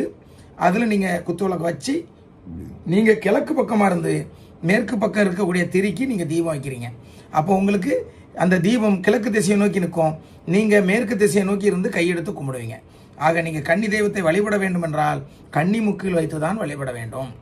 நன்றி தம்பி, உங்களுடைய அருமையான கேள்விக்கு சிறப்பான பதிலை தந்துள்ளேன். மீண்டும் ஒரு உறவு என்னை வாழ்த்தியுள்ளார். அருமையான கேள்விகள், அருமையான தெளிவான விளக்கம் அளித்தமைக்கு மிக்க நன்றி. எனது வேலையை பார்த்து கொண்டு இந்த பதிவினை கேட்டேன். பதிவின் முடிவில் எனக்கு அருள் வந்தது. கன்னி தெய்வம் துணை, நன்றி. என்ன ஒரு அற்புதமான ஒரு விஷயத்த சொல்லியிருக்கிறார் பாருங்க. அவர் நம்மளுடைய பதிவை கேட்டுட்டு இருந்தாராம். நான் ஒவ்வொருத்தருக்கு பதில் கொடுக்கறத கேட்டுட்டு இருந்திருக்கிறார். அந்த நேரத்தில் அவர் வேலையை செய்து கொண்டே கேட்டுருக்காரு. நம்ம ஆடியோ தானே, ஆடியோவை கேட்டுக்கிட்டு வேலை பார்த்துட்டு இருந்திருக்காரு. அப்போ அவர் வீட்டில் உள்ள கன்னி அவருக்கு வந்திருக்கு. கன்னி வந்திருக்குன்னு சொல்லலை, அருள் வந்ததுன்னு போட்டிருக்காரு. இதுவே மிகப்பெரிய வெற்றி. அற்புதமாக மனசு சந்தோஷமாக இருக்கக்கூடிய ஒரு மிகப்பெரிய வார்த்தையை சொல்லியிருக்கீங்க ஐயா. ரொம்ப நன்றி. உங்களுடைய தெய்வம் உங்களுக்கு துணையாக இருக்கட்டும். நம் கன்னி தெய்வங்களை வழிபடுங்கள். வாழ்வில் எல்லா நலமும் வளமும் உங்களுக்கு கிடைக்கட்டும். தொடர்ந்து நம்மளுடைய பதிவுகளை பாருங்கள். உங்களுக்கு சந்தேகங்கள் இருந்தால் கேள்வி கேளுங்கள். நன்றி. மீண்டும் தனம் என்பவர் ஒரு கேள்வி கேட்டிருக்கிறாரு. கிட்டத்தட்ட இதுவரைக்கும் 2 கேள்வி, அதுக்கு அடுத்தபடியாக 3வது கேள்விக்கு வந்திருக்கோம். தனம் அவர்கள் கேள்வி கேட்டிருக்காரு, சொல்கிறேன் கேளுங்க. ஐயா, கன்னி தெய்வத்திற்கு இரவு எந்த நேரம் பூஜை வைத்து கொடுக்க வேண்டும், பின்பு எத்தனை நாட்கள் விரதம் இருக்க வேண்டும் அப்படின்னு கேட்டிருக்காரு. இந்த கேள்விக்கு நான் பிறகு கூட பதில் சொல்லலாம், ஆனாலும் இருந்தாலும் இதில் சொல்லியிருந்தேன். கன்னி தெய்வத்திற்கு மாலையில் 6 மணிக்கு தீபம் ஏற்ற வேண்டும். இதில் ஒரு மிக முக்கியமான விஷயம் என்னென்னா, இதில் நிறைய பேர் இப்போ குழப்பம் அடைவாங்க. என்னென்னா, எல்லா வீடுகள்லையும் இரவு 10 மணி 11 மணி 12 மணிக்கு பூஜை வைக்கிறாங்க. தயவு செய்து அந்த தவறை செய்யாதுங்க. அது ஒரு காலகட்டத்தில் நம்ம குடும்பத்தை சார்ந்த பெரியவர்கள் எங்கேயோ ஒரு இடத்துல இருப்பாங்க, ஒரு 40 கிலோமீட்டர் தள்ளி இருப்பாங்க. விவசாயம்தான் தொழில், தோட்டத்தில் இருப்பாங்க. அன்னன்னைக்கு விவசாயம் பண்ணக்கூடியவங்க தண்ணி பாய்க்காமல் எதையுமே பண்ண முடியாது. வீட்டில் தீபாவளியாக இருக்கட்டும், கிறிஸ்மஸாக இருக்கட்டும், எந்த விழாவாக இருக்கட்டும், அவங்க எந்த நாளாக இருந்தாலும் தோட்டத்துக்கு தண்ணி பார்க்க போயிடுவாங்க. அதே போல் நடைபயணத்தில் தான் அதிகமாக போவாங்க, மாட்டு வண்டியில் தான் அதிகமாக போவாங்க. ஒரு ஊருக்கு போனால் கூட வெள்ளு வண்டின்னு சொல்லி மாட்டு வண்டியில் போவாங்க. அப்படி இருக்கச்சில நம்ம வீட்டு பொட்ட பிள்ளைய ஒரு 40 கிலோமீட்டர் 50 கிலோமீட்டர் தள்ளி கட்டி கொடுத்துருப்போம். அவள் அங்கே ஒரு வீட்டுக்காரர் விவசாயத்தை முடிச்சுட்டு எடுத்துகிட்டு வர்றதுக்கு சாயந்தரம் ஒரு 4 மணிக்கு கிளம்புனாருன்னா மாட்டு வண்டியில் இங்கே சேரும் பொழுது கிட்டத்தட்ட 2 மணி நேரம் 3 மணி நேரம் ஆயிரும். அந்த அசதியில் இங்கே உட்காந்து மெதுவாக வேலையை பார்க்கும்போது மணி 11 ஆயிரும். இரவு 12 மணிக்கு பூஜை வைப்பாங்க. அதுதான் காரணமே தவிர கன்னியை வழிபடுவது இரவு 12 மணி தவறான செயல். மாலை சாயந்தரம் சரியாக 6 மணிக்கு தீபம் ஏற்ற வேண்டியது சரியான நேரம். அதுதான் சரியானதை ஏற்றுக்கொள்ளும் கன்னி. சரி, எதற்காக 6 மணிக்கு சொல்கிறீங்கன்னு கேட்பீங்க. உடனே எல்லாரும் சொல்கிற மாதிரி சொல்ல மாட்டேன். அதாவது தீபம் ஏற்றுற நேரம் சாயந்தரம் 6 மணிக்கு வீட்டுக்கு விளக்கு வைப்பீங்களா, அதனால் 6 மணிக்கு அப்படி சொல்ல மாட்டேன். இதில் முக்கியமான ஒரு காரியம் இருக்குது. இது எல்லாரும் சொல்லித் தருவதல்ல, தெளிவாக கேட்டுக்கிடுங்க. இதில் வரக்கூடிய ஒவ்வொரு கேள்வியும் உங்களுக்கு முக்கியமானது. சாயந்தரம் 6 மணிக்கு தீபம் ஏற்றச்சில் இப்போ உங்களுடைய பேரன் பேத்திகள், மகன் மருமகள்கள், மகள் மருமகன், இப்படி எல்லா உறவுகளும் அந்த நேரம் இருந்து அந்த தீபாராதனையை பார்ப்பாங்க, அந்த பூஜையை பார்ப்பாங்க, வணங்குவாங்க. இதை நீங்கள் 12 மணிக்கு வைக்கும் பொழுது சிலர் தூங்கி விடுவார்கள். குழந்தைகள் விளையாண்ட அசதியில் ஒரு 10-11 மணிக்கு தூங்கிறோம். முதல்ல முக்கியம், நம்மளுடைய சந்ததிகள் நம்ம கன்னி தெய்வத்தை வணங்கணும். நம்மளுடைய குழந்தைகள் நம்மளுடைய கன்னி தெய்வத்தை வாழையடி வாழையா வணங்கணும். அப்போ நீங்க இரவு 12 மணிக்கு வணங்குனீங்கன்னு வைங்களாம், இந்த குழந்தைகள் தூங்கிடுவாங்க. குழந்தைகளைத்தான் ரசிக்கும், குழந்தைகளைத்தான் பார்க்கும் கன்னி. அந்த கன்னி தெய்வம் குழந்தைகளை தேடும். தூங்கும் போது அந்த கன்னிக்கு ரொம்ப மன வருத்தமா இருக்கும். என்னடா இது, நம்மளை வர வச்சுட்டு நம்ம பிள்ளைகளெல்லாம் தூங்க வச்சுட்டானே, நமக்கு பூஜை 6 மணிக்கு வச்சிருந்தான்னா நம்ம பிள்ளைகள் கூட நம்ம பேசியிருக்கலாமே, நம்ம பிள்ளைகளை நம்ம பார்த்துருக்கலாமே, நம்ம விளையாண்டுருக்கலாமே வருத்தப்படும். ஆக உறவுகளே, ஆக்கப்பூர்வமாக சிந்தியுங்கள். உங்கள் வீட்டு கன்னி தெய்வத்தை வணங்க வேண்டும் என்றால் சாயந்தரம், அதாவது மாலையில் 6 மணிக்கு வணங்குங்கள். பிறகு இன்னொரு கேள்வி கேட்டிருக்காரு, எத்தனை நாட்கள் விரதம் இருக்க வேண்டும்னு கேட்டிருக்காரு. பெத்த தாய்க்கு தன் பிள்ளையை பசியோடு பார்ப்பதில் எந்தவித மகிழ்ச்சியும் இருக்காது. பெத்த தாய்க்கு தன் பிள்ளையை பசியோடு பார்ப்பதில் எந்தவித மகிழ்ச்சியும் இருக்காது, மனவேதனை தான் இருக்கும். ஆக நமக்கெல்லாம் தாயாக வழங்கக்கூடிய நம் கன்னி தாய்க்கு நாம் விரதம் இருப்பது பிடிக்காது, நான் தாடி வளர்ப்பது பிடிக்காது. நம் பிள்ளை முகப்பொலிவோடு, நல்ல தோற்றத்தோடு, நல்ல தேகத்தோடு இந்த ஊரை சுற்றி வலம் வர வேண்டும் என்று நினைப்பவள் தான் கன்னித்தாய். ஆக உன்னுடைய தாய், உன்னை பெற்றவள் உனக்கு தாயாக இருக்கலாம், ஆனால் இப்பொழுது கன்னியே உனக்கு தாயாக இருக்கிறாள். எந்த ஒரு தாயும் தன் பிள்ளை வயிறு பசியோடும் விரதத்தோடும் இருக்க ஆசைப்பட மாட்டாள். உண்டு மகிழ்ந்து உறவாடி வாழ வேண்டும் என்று நினைப்பவள் தான் கன்னி தெய்வம். நல்ல சாப்பிடு, தெம்ப கும்பிடு, அதுதான் சிறப்பு. விரதமே வேண்டாம். ஓகேவா? மகிழ்ச்சி. மீண்டும் அடுத்த கேள்விக்கு செல்கிறேன். தம்பி சக்திவேல் என்பவர் ஒரு அருமையான கேள்வியை கேட்டிருப்பார் நினைக்கிறேன். அதற்கான பதில் நினைக்கிறேன். அன்பானவர்களே, ஒவ்வொரு கேள்வியும் பதிலும் மிக முக்கியமானது. ஆக 9 நிமிஷம் பார்த்துட்டோம், 10 நிமிஷம் பார்த்துட்டோம்னு பெயராதுங்க. எல்லா பதில்களையும் கேளுங்கள், எல்லா கேள்விகளையும் கேளுங்கள். ஏன்னா பதிலை மட்டும் கேட்டீங்கன்னா கேள்வி என்னன்னு தெரியாமல் போயிடும். கேள்வியையும் கவனியுங்கள், பதிலையும் கவனியுங்கள். தம்பி அவர்கள் கேட்ட கேள்வியை வாசிக்கின்றேன். அண்ணா, எங்கள் வீட்டில் என் பூட்டி கன்னி தெய்வமாக வைத்து வழிபட்டு வருகிறேன். முறைப்படி எடுக்கவில்லை.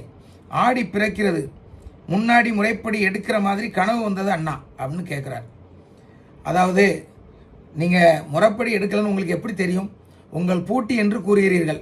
ஒருவேளை உங்களது தாத்தா எடுத்திருக்கலாம், இல்லது உங்கள் தகப்பனார் எடுத்திருக்கலாம். அதை நன்கு விசாரித்துவிட்டு மீண்டும் என்னிடம் கேள்வி கேளுங்கள். இருந்தாலும் நான் இன்னொன்றும் சொல்லிக் கொள்கிறேன். நீங்கள் இருந்தாலும் வணங்கிக்கிட்டு இருக்கீங்க. நீங்கள் பூட்டிங்க சொல்ல நீங்கள் எத்தனை வருஷம் வணங்கியிருப்பீங்க? 10 வருஷமா 20 வருஷமானு எனக்கு தெரியல. ஆனால் வணங்க எந்த தெய்வத்துக்கும் சக்தி தான், பவர் தான். ஆகவே இதை தெரிந்து கொண்டு எடுக்கவில்லை என்று முறையாக தெரிந்தால் அதை முறைப்படி எடுத்து வணங்குவது சிறப்பு. நன்றி உறவே. மீண்டும் அடுத்த கேள்விக்கு வருகிறேன்.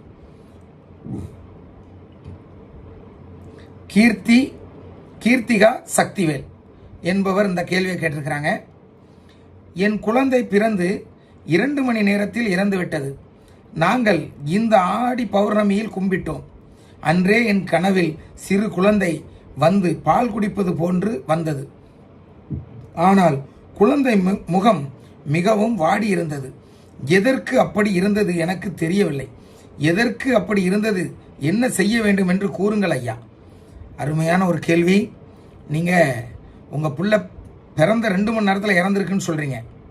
நீங்கள் இந்த ஆடி பௌர்ணமியில் கும்பிட்டோன்னு சொல்கிறீங்க.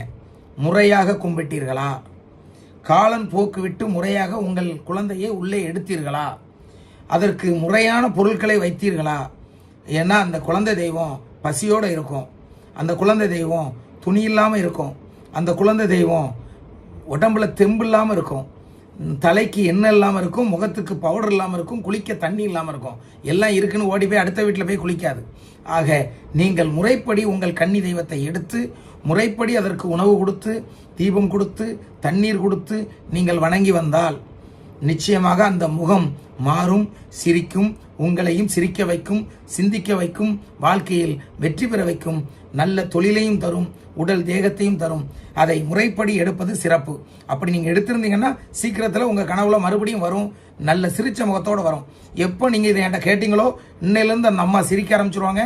அந்த அம்மாவை நானும் வேண்டிக்கிறேன், நிச்சயமாக சிரித்த முகத்தோடு வருவாங்க. என்ன ஒன்று, ஒரு கன்னி தெய்வம் அழுது கொண்டு இருந்தாலும், ஒரு கன்னி தெய்வம் முகக்கலை இல்லாமல் வருத்தத்தோடு இருந்தாலும் அது குடும்பத்திற்கு நல்லதல்ல.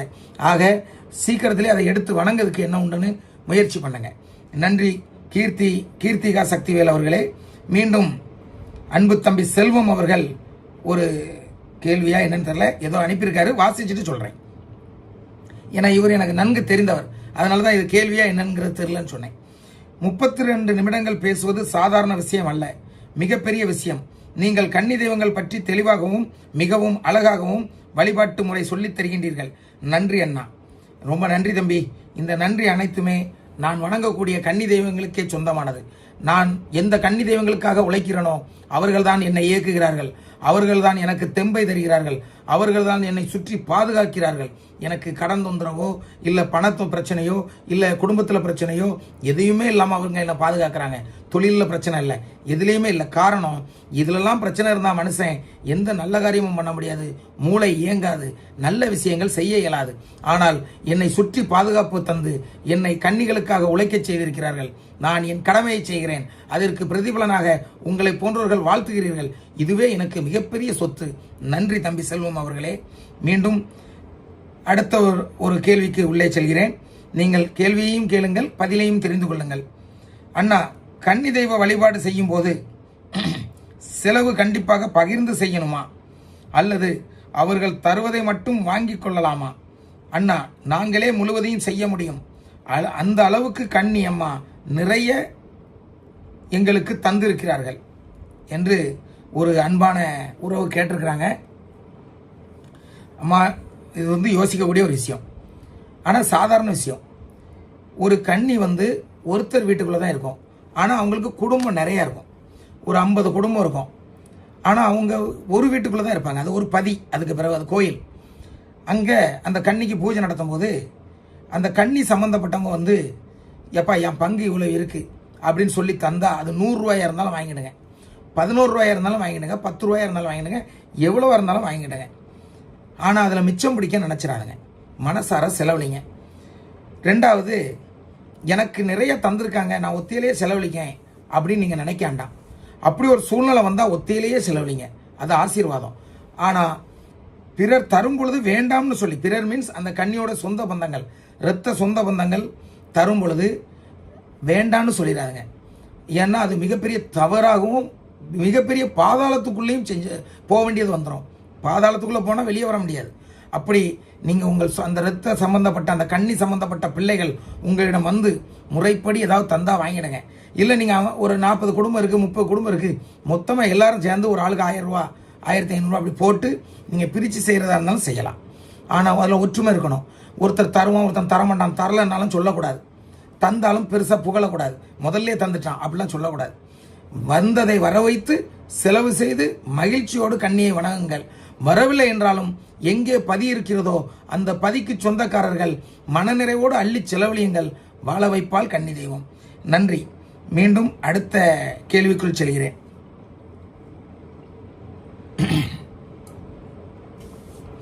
இவர்கள் ஜெயந்திங்கிறவங்க கேள்வி கேட்டிருக்காங்க. ஐயா, நீங்கள் சொன்னது மிக மிக உண்மை. கன்னி தெய்வத்திற்கு பூஜை வேலை காலை முதல் இரவு 11 மணி ஆகிவிட்டது. நான் ஒரு ஆளை அழைத்து, நீங்கள் எழுதியிருக்கிறது ரொம்ப குழப்பதம்மா. ஐயா, நீங்கள் சொன்னது மிக மிக உண்மை. கன்னி தெய்வத்திற்கு பூஜை வேலை காலை 4 முதல் இரவு 11 மணி ஆகிவிட்டது. நான் ஒரு ஆளை அழைத்து வேலைகளையும் பார்த்தால் உடல் வலி சோர்வு இருக்கலாம். சரி, எனக்கு புரியுதுமா. நீங்கள் உங்கள் வீட்டில் அவ்வளோ வேலையை நீங்கள் தான் பார்த்துருக்கீங்கன்னு நினைக்கிறேன், சரிதானா? எழுதும்போது கொஞ்சம் தெளிவாக நீங்கள் வாய்ஸ் ரெக்கார்டில் எழுதுவீங்கன்னு நினைக்கிறேன். டைப்பிங்கில் எழுதுங்க. பிள்ளைகள் இருக்கான்னு ஒரு திருப்பு பார்த்துட்டு எனக்கு அனுப்புங்க. ஏன்னா நீங்கள் மட்டும் இதை கேட்கல, கிட்டத்தட்ட 1000 பேர் கேட்குறாங்க. நான் பேச திணறணுன்னா அவங்க வந்து அப்செட் ஆயிடுவாங்க. நான் பேசுகிறது அவங்களுக்கு புரியணும். முதல்ல இது நான் எல்லாருக்கும் புரியறதுக்காக தான் இந்த இடத்துல இருக்கிறேன். ஆமாம், அதை புரிஞ்சுக்கிடுங்க. சரி, நான் மேட்ருக்கு வரேன்.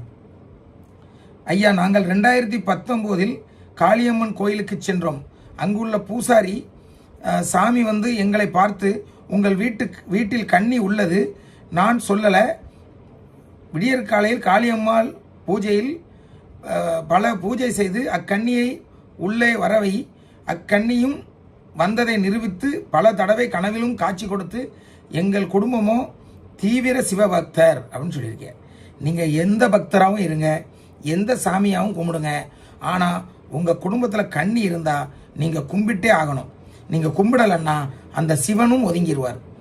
ஐயோ குலதெய்வத்தையே வணங்கலையே, இவன் நம்மகிட்ட வாரால, இது சரி கிடையாத அப்படின்னு சொல்லி அந்த தெய்வம் விலகிவிடும். அதை உணர்ந்து கொண்டு நீங்கள் வழிபடுங்கள். உங்கள் கன்னியை நல்லபடியாக கும்பிடுங்கள். மறுபடியும் அதே ஜெயந்தி கேள்வி கேட்டிருக்காங்க. ஐயா, நான் ஜெயந்தி.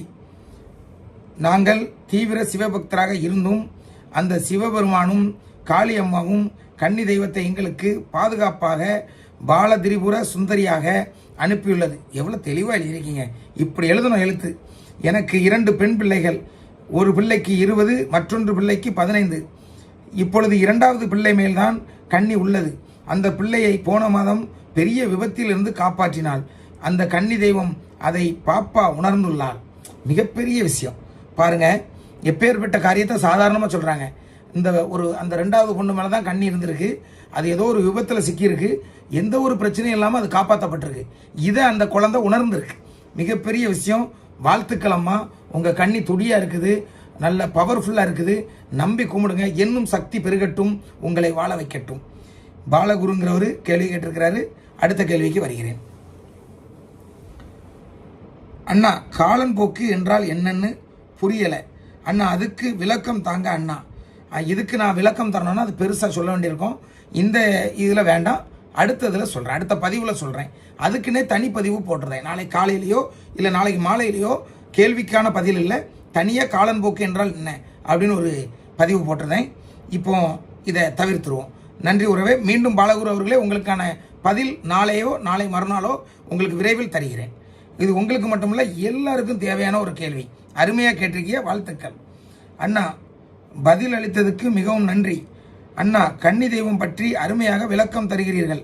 நன்றி அண்ணான்னு சொல்லியிருக்கிற உறவுக்கு மிக்க மகிழ்ச்சி. நானும் நன்றி சொல்லிடுறேன். சோபினிங்கிறவங்க ஒரு கேள்வி கேட்டிருக்காங்க. அந்த சோபினிக்கு விளக்கம் தர மற்றவர்களும் அதை தெளிவாக கேட்டுக்கொள்ளுங்கள். ஐயா வணக்கம். இப்பொழுது என் கன்னி குழந்தை படைத்த பிரசாதம் மற்ற பொருள்கள் அனைத்தும் எனது அடுத்த குழந்தைக்கு கொடுக்கலாமா அல்லது அதே வயதில் உள்ள மற்ற குழந்தைகளுக்கு கொடுக்க வேண்டுமா என்று கூறவும். எந்த வழி மேற்கொண்டால் என் குலம் கன்னி குழந்தை அருள் எங்களுக்கு கிடைக்கும் அப்படின்னு கேட்டிருக்காங்க. நீங்கள் இப்போ பூஜையில் வச்சுருக்கீங்க. போன வருஷம் வச்சுருந்த துணியை இந்த வருஷம் எடுத்துடணும். இந்த வருஷம் வைக்கிற துணியை அடுத்த வருஷம் தான் எடுக்கணும். துணினா துணியோட போகாது. 25 பொருட்கள் சொல்லியிருக்கேன். அந்த பொருட்களையும் அதில் சேர்த்துக்கிடுங்க. அந்த பொருட்களையும் அந்த துணியோட வச்சிடணும். பட்டுப்பாவோட படிச்சுட்டா கூட அதை கன்னியோட வயசை கணக்கு பண்ணி தான் வைக்கணும். அந்த கன்னி 5 வயசில் இறந்துருந்தா 5 வயசு துணி, 10 வயசில் இறந்துருந்தா 10 வயசு துணி, 7 வயசில் இறந்துருந்தா 7 வயசு துணி. அப்போ அந்த கன்னியோட துணியை உங்கள் குடும்பத்தில் உள்ள ஒரு குழந்தைக்கு தான் கொடுக்கணும். அப்போ அதே வயசில் அந்த பாவடை வச்சிருந்த வயசுலேயே குழந்தைகள் இருந்தால் அவங்களுக்கு கொடுக்கணும். ஒருவேளை குழந்தை இல்லை அப்படின்னா உங்கள் கணவர் கூட பிறந்த அண்ணன் தம்பி பிள்ளைகள் யாராவது இருந்தால் கொடுக்கணும். அதுவும் இல்லைன்னா அக்கா தங்கச்சி பிள்ளைகள் இருந்தால் கொடுக்கணும். அதுவும் இல்லைன்னா அடுத்த சொக்காரங்க வீட்டில் இருந்தால் அவங்களுக்கு கொடுங்க. அதுவும் இல்லைன்னா ஒரு ஏழை குழந்தைக்கு கொடுங்கள். நிச்சயமாக அந்த கன்னி தெய்வம் உங்களை ஆசீர்வதிக்கும். நன்றி. அருமையான ஒரு கேள்வியை கேட்ட சோபினி அவர்களுக்கு நன்றி, வாழ்த்துக்கள். மீண்டும் சிரஞ்சீவிங்கிறவங்க கேள்வி கேட்டிருக்காங்க. ஐயா, உங்களுக்கு எப்படி கன்னி தெய்வத்தின் மீது நம்பிக்கை வந்தது? உங்களுடைய அனுபவம் சிலவற்றை கூறினால் அனைவருக்கும் கன்னி தெய்வத்தின் மேல் நம்பிக்கை வருமே அப்படின்னு கேட்டிருக்காங்க. இது அற்புதமான கேள்வி. என்னுடைய அனுபவத்தை சொல்லணும்னா நீங்கள் குறைஞ்சது 365 நாள் என்ற பிறகு கேள்வியே கேட்க முடியாது. எனக்கு அவ்வளோ நல்ல காரியங்கள் நான் வணங்கக்கூடிய என் கன்னி அம்மாக்கள் செய்திருக்காங்க. 1 அல்ல 2 அல்ல 100 அல்ல 200 அல்ல, ஆயிரக்கணக்கான உதவிகள். ஒரு நாள் அல்ல, வருடக்கணக்கான உதவிகள். சுமார் 28 வருடங்கள் 28 வருட காலங்கள் எனக்கு அவர்கள் உதவி இருக்கிறார்கள், எனக்கு அவர்கள் செய்திருக்கிறார்கள். எனக்கு மட்டுமல்ல, என்னை சார்ந்த என்னுடைய நண்பர்கள், என்னுடைய குடும்பத்தார்கள் அனைவரும் நம்பி வணங்கி அனைவருக்கும் பல அதிசயங்களை நடத்தியிருக்கிறார்கள். சினிமாவில் பார்ப்பது போல பல அதிசயங்களை கண்முன்னே காட்டியிருக்கிறார்கள். கற்பனை அல்ல, நிஜத்தை சொல்கிறேன். இருக்கும் பொருளை மறையும், இல்லாத பொருள் வரும். நாளை நடப்பது என்ன என்று குறித்து தந்திருக்கிறார்கள். குறித்து தந்தது குறித்த நேரத்தில் நடந்திருக்கிறது. எனது தந்தை இந்த நாளில் இறப்பார் என்று கூறியிருக்கிறார்கள், நடந்திருக்கிறது. எனது தாயார் இந்த தேதியில் இறப்பாள் என்று கூறியிருக்கிறார்கள், நடந்திருக்கிறது. எனது சகோதரன் இந்த வருடத்தில் இறந்து விடுவான் என்று குறித்து தந்தார்கள், அதே போல் இறந்து விட்டார். இப்படி பல காரியங்களை சொல்லலாம். இது எடுத்துக்காட்டுக்கு சொல்கிறேன். எந்த தெய்வமும் வந்து இறந்த தேதியை குறித்து தராது. இறப்பதற்கு முன் வந்து நீ இத்தனாம் தேதி செத்துருவான்னு யாராவது சொல்ல முடியுமா? நீ வணங்கும் முறை உண்மையாக இருந்தால், உன் நம்பிக்கை உண்மையாக இருந்தால், நீ வணங்கக்கூடிய கன்னி தெய்வம் உனக்கு அனைத்தையும் கற்றுத்தரும், உன்னை பக்குவப்படுத்தும், உனக்கான அங்கீகாரத்தை தரும். ஆக நான் வணங்கிய கன்னிகள், நான் வணங்கிய என் அத்தைமார்கள் எனக்கு அத்தனை அதிசயத்தை செய்திருக்கிறார்கள். என்னை சார்ந்த என் நண்பர்களை வாழ வைத்திருக்கிறார்கள். தொழில், இந்த தொழில் செய்ய நீ நல்லா இருப்பான்னு சொல்லி கொடுத்து அந்த தொழிலை செய்து கோடீஸ்வரர் ஆக்கி விட்டுருக்காங்க. இப்படி பல ரகசியங்கள் இருக்கிறது. அதை அவங்கள பற்றி சொல்லணும்னு தோணுனா மட்டும் தான் நான் சொல்லுவேன். நான் உலகத்தில் உள்ள எல்லா கன்னிகளுக்காக பேசத்தான் இந்த சேனல் வச்சிருக்கேனே தவிர நான் வணங்கக்கூடிய என் கன்னிகளுக்காக மட்டும் அல்ல. நீங்கள் விரும்பியதால் வேண்டுமானால், வாய்ப்பு இருந்தால், என் கன்னியின் உத்தரவு இருந்தால் நான் ஒரு காலத்தில் அதை வெளிப்படுத்துகிறேன். இப்பொழுது உங்களை கேட்க வைத்ததும் கன்னி தெய்வமே என்று நம்பி அந்த கன்னிக்கும் நன்றி சொல்லி, உங்களுக்கும் நன்றியும் வாழ்த்தையும் சொல்லி உங்களிடமிருந்து விடைபெற்று அடுத்த இந்திரா முருகன் என்பவர் கேட்ட கேள்விக்கு பதிலளிக்க உள்ளேன். இந்திரா முருகன் என்ன கேட்டிருக்காங்கன்னு பார்ப்போம்.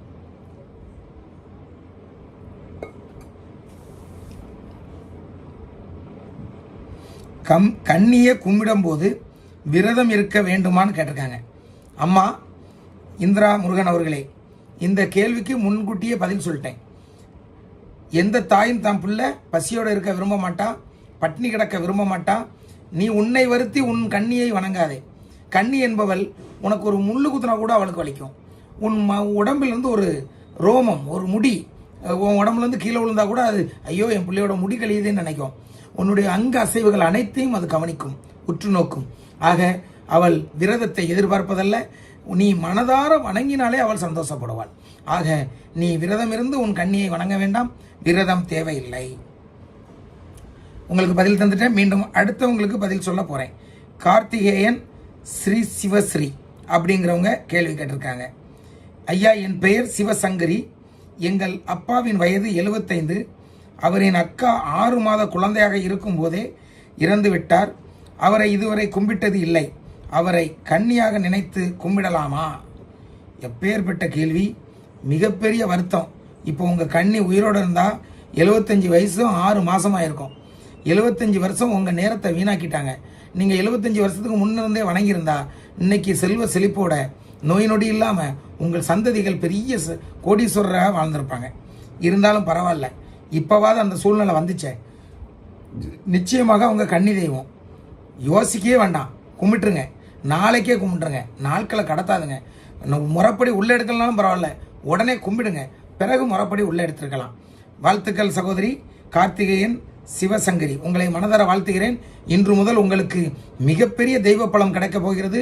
உங்களை பாதுகாக்க ஒரு தெய்வம் உங்கள் வீட்டுக்குள் வரப்போகிறது என்ற உணர்வோடு நம்பி வணங்குங்கள், அந்த தெய்வம் வரும். மீண்டும் அடுத்தபடியாக சுதாகர் என்பவர் ஒரு பெரிய பேராகிராஃபை அனுப்பியிருக்காரு, வாசிக்கிறேன், பிறகு அதற்கான பதில் தருகிறேன். ஐயா, வேலைப்பளுவினால் வீடியோ பார்க்க கொஞ்சம் லேட் ஆகிவிட்டது. நேற்று உங்கள் வீடியோக்காக இரவு காத்திருந்தேன். எனக்கு கொஞ்சம் தூக்க பிரச்சனை இருப்பதால் சீக்கிரமாகவே மொபைல் போனை கீழே வைத்து விடுவேன். மன்னிக்கவும், இப்போதுதான் முழுவதும் கேட்டு முடித்தேன். எனக்கும் அனைவருக்கும் நிச்சயம் இப்பதிவு பயனுள்ளதாக இருக்கிறது. நீங்கள் எங்கள் வீட்டில் வந்து சொன்னது போலவே வரும் திங்கட்கிழமை கன்னிக்கு பூஜை செய்ய போகிறோம். 2 நாட்கள் முன்பே வர சொன்னீர்கள். நான் வந்து விடுவேன். வந்தவுடன் உங்களை காண ஒரு வாய்ப்பு தாருங்கள். நான் ஃபோன் செய்து கொண்டும் மெசேஜ் அனுப்பி கொண்டும் இருக்கிறேன். உங்களுக்கு நேரம் இல்லாததால் என் அழைப்பை எடுக்க முடியவில்லை என்று உணர்கிறேன். உங்களை வந்து பார்த்து நான் கன்னி தெய்வம் பற்றிய வழிபாடு இன்னும் கேட்டு தெரிந்து கொள்ள ஆசைப்படுகிறேன் ஐயா. நன்றி, கன்னி தெய்வம் துணை. ஆமாம் தம்பி, உங்களுடைய அன்புக்காக உங்கள் வீட்டுக்கு சென்றேன். உங்கள் கன்னி தெய்வத்தை பார்க்க சென்றிருந்த போது அங்கே நிறைய தவறான செயல்கள் நடந்திருக்கிறது. தவறுகளாக உங்களுக்கு கண்ணியை எடுத்திருக்கிறார்கள். அனைத்தையும் சரி செய்து கொடுத்துள்ளேன். இன்னும் சில காரியங்கள் அங்கே நடக்க வேண்டியிருக்கிறது.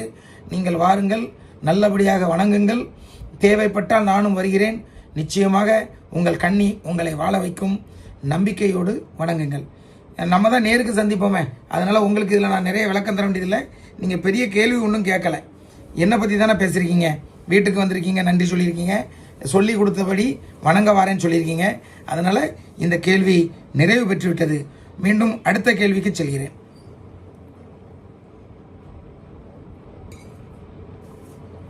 வீராசாமி என்பவர் கேள்வி கேட்டிருக்காங்க. அண்ணா என் கணவர் அப்போ இவங்க வீராசாமி இல்லை, தேவி. அதில் அந்த நான் மேலே இருக்கிற அதை வச்சு தான் சொல்கிறேன், பெயர் யாரும் குறிப்பிடலை. அந்த யூடியூப் அவங்களுடைய மேலே உள்ள நேமை வச்சு தான் அந்த பெயரை சொல்கிறேன்.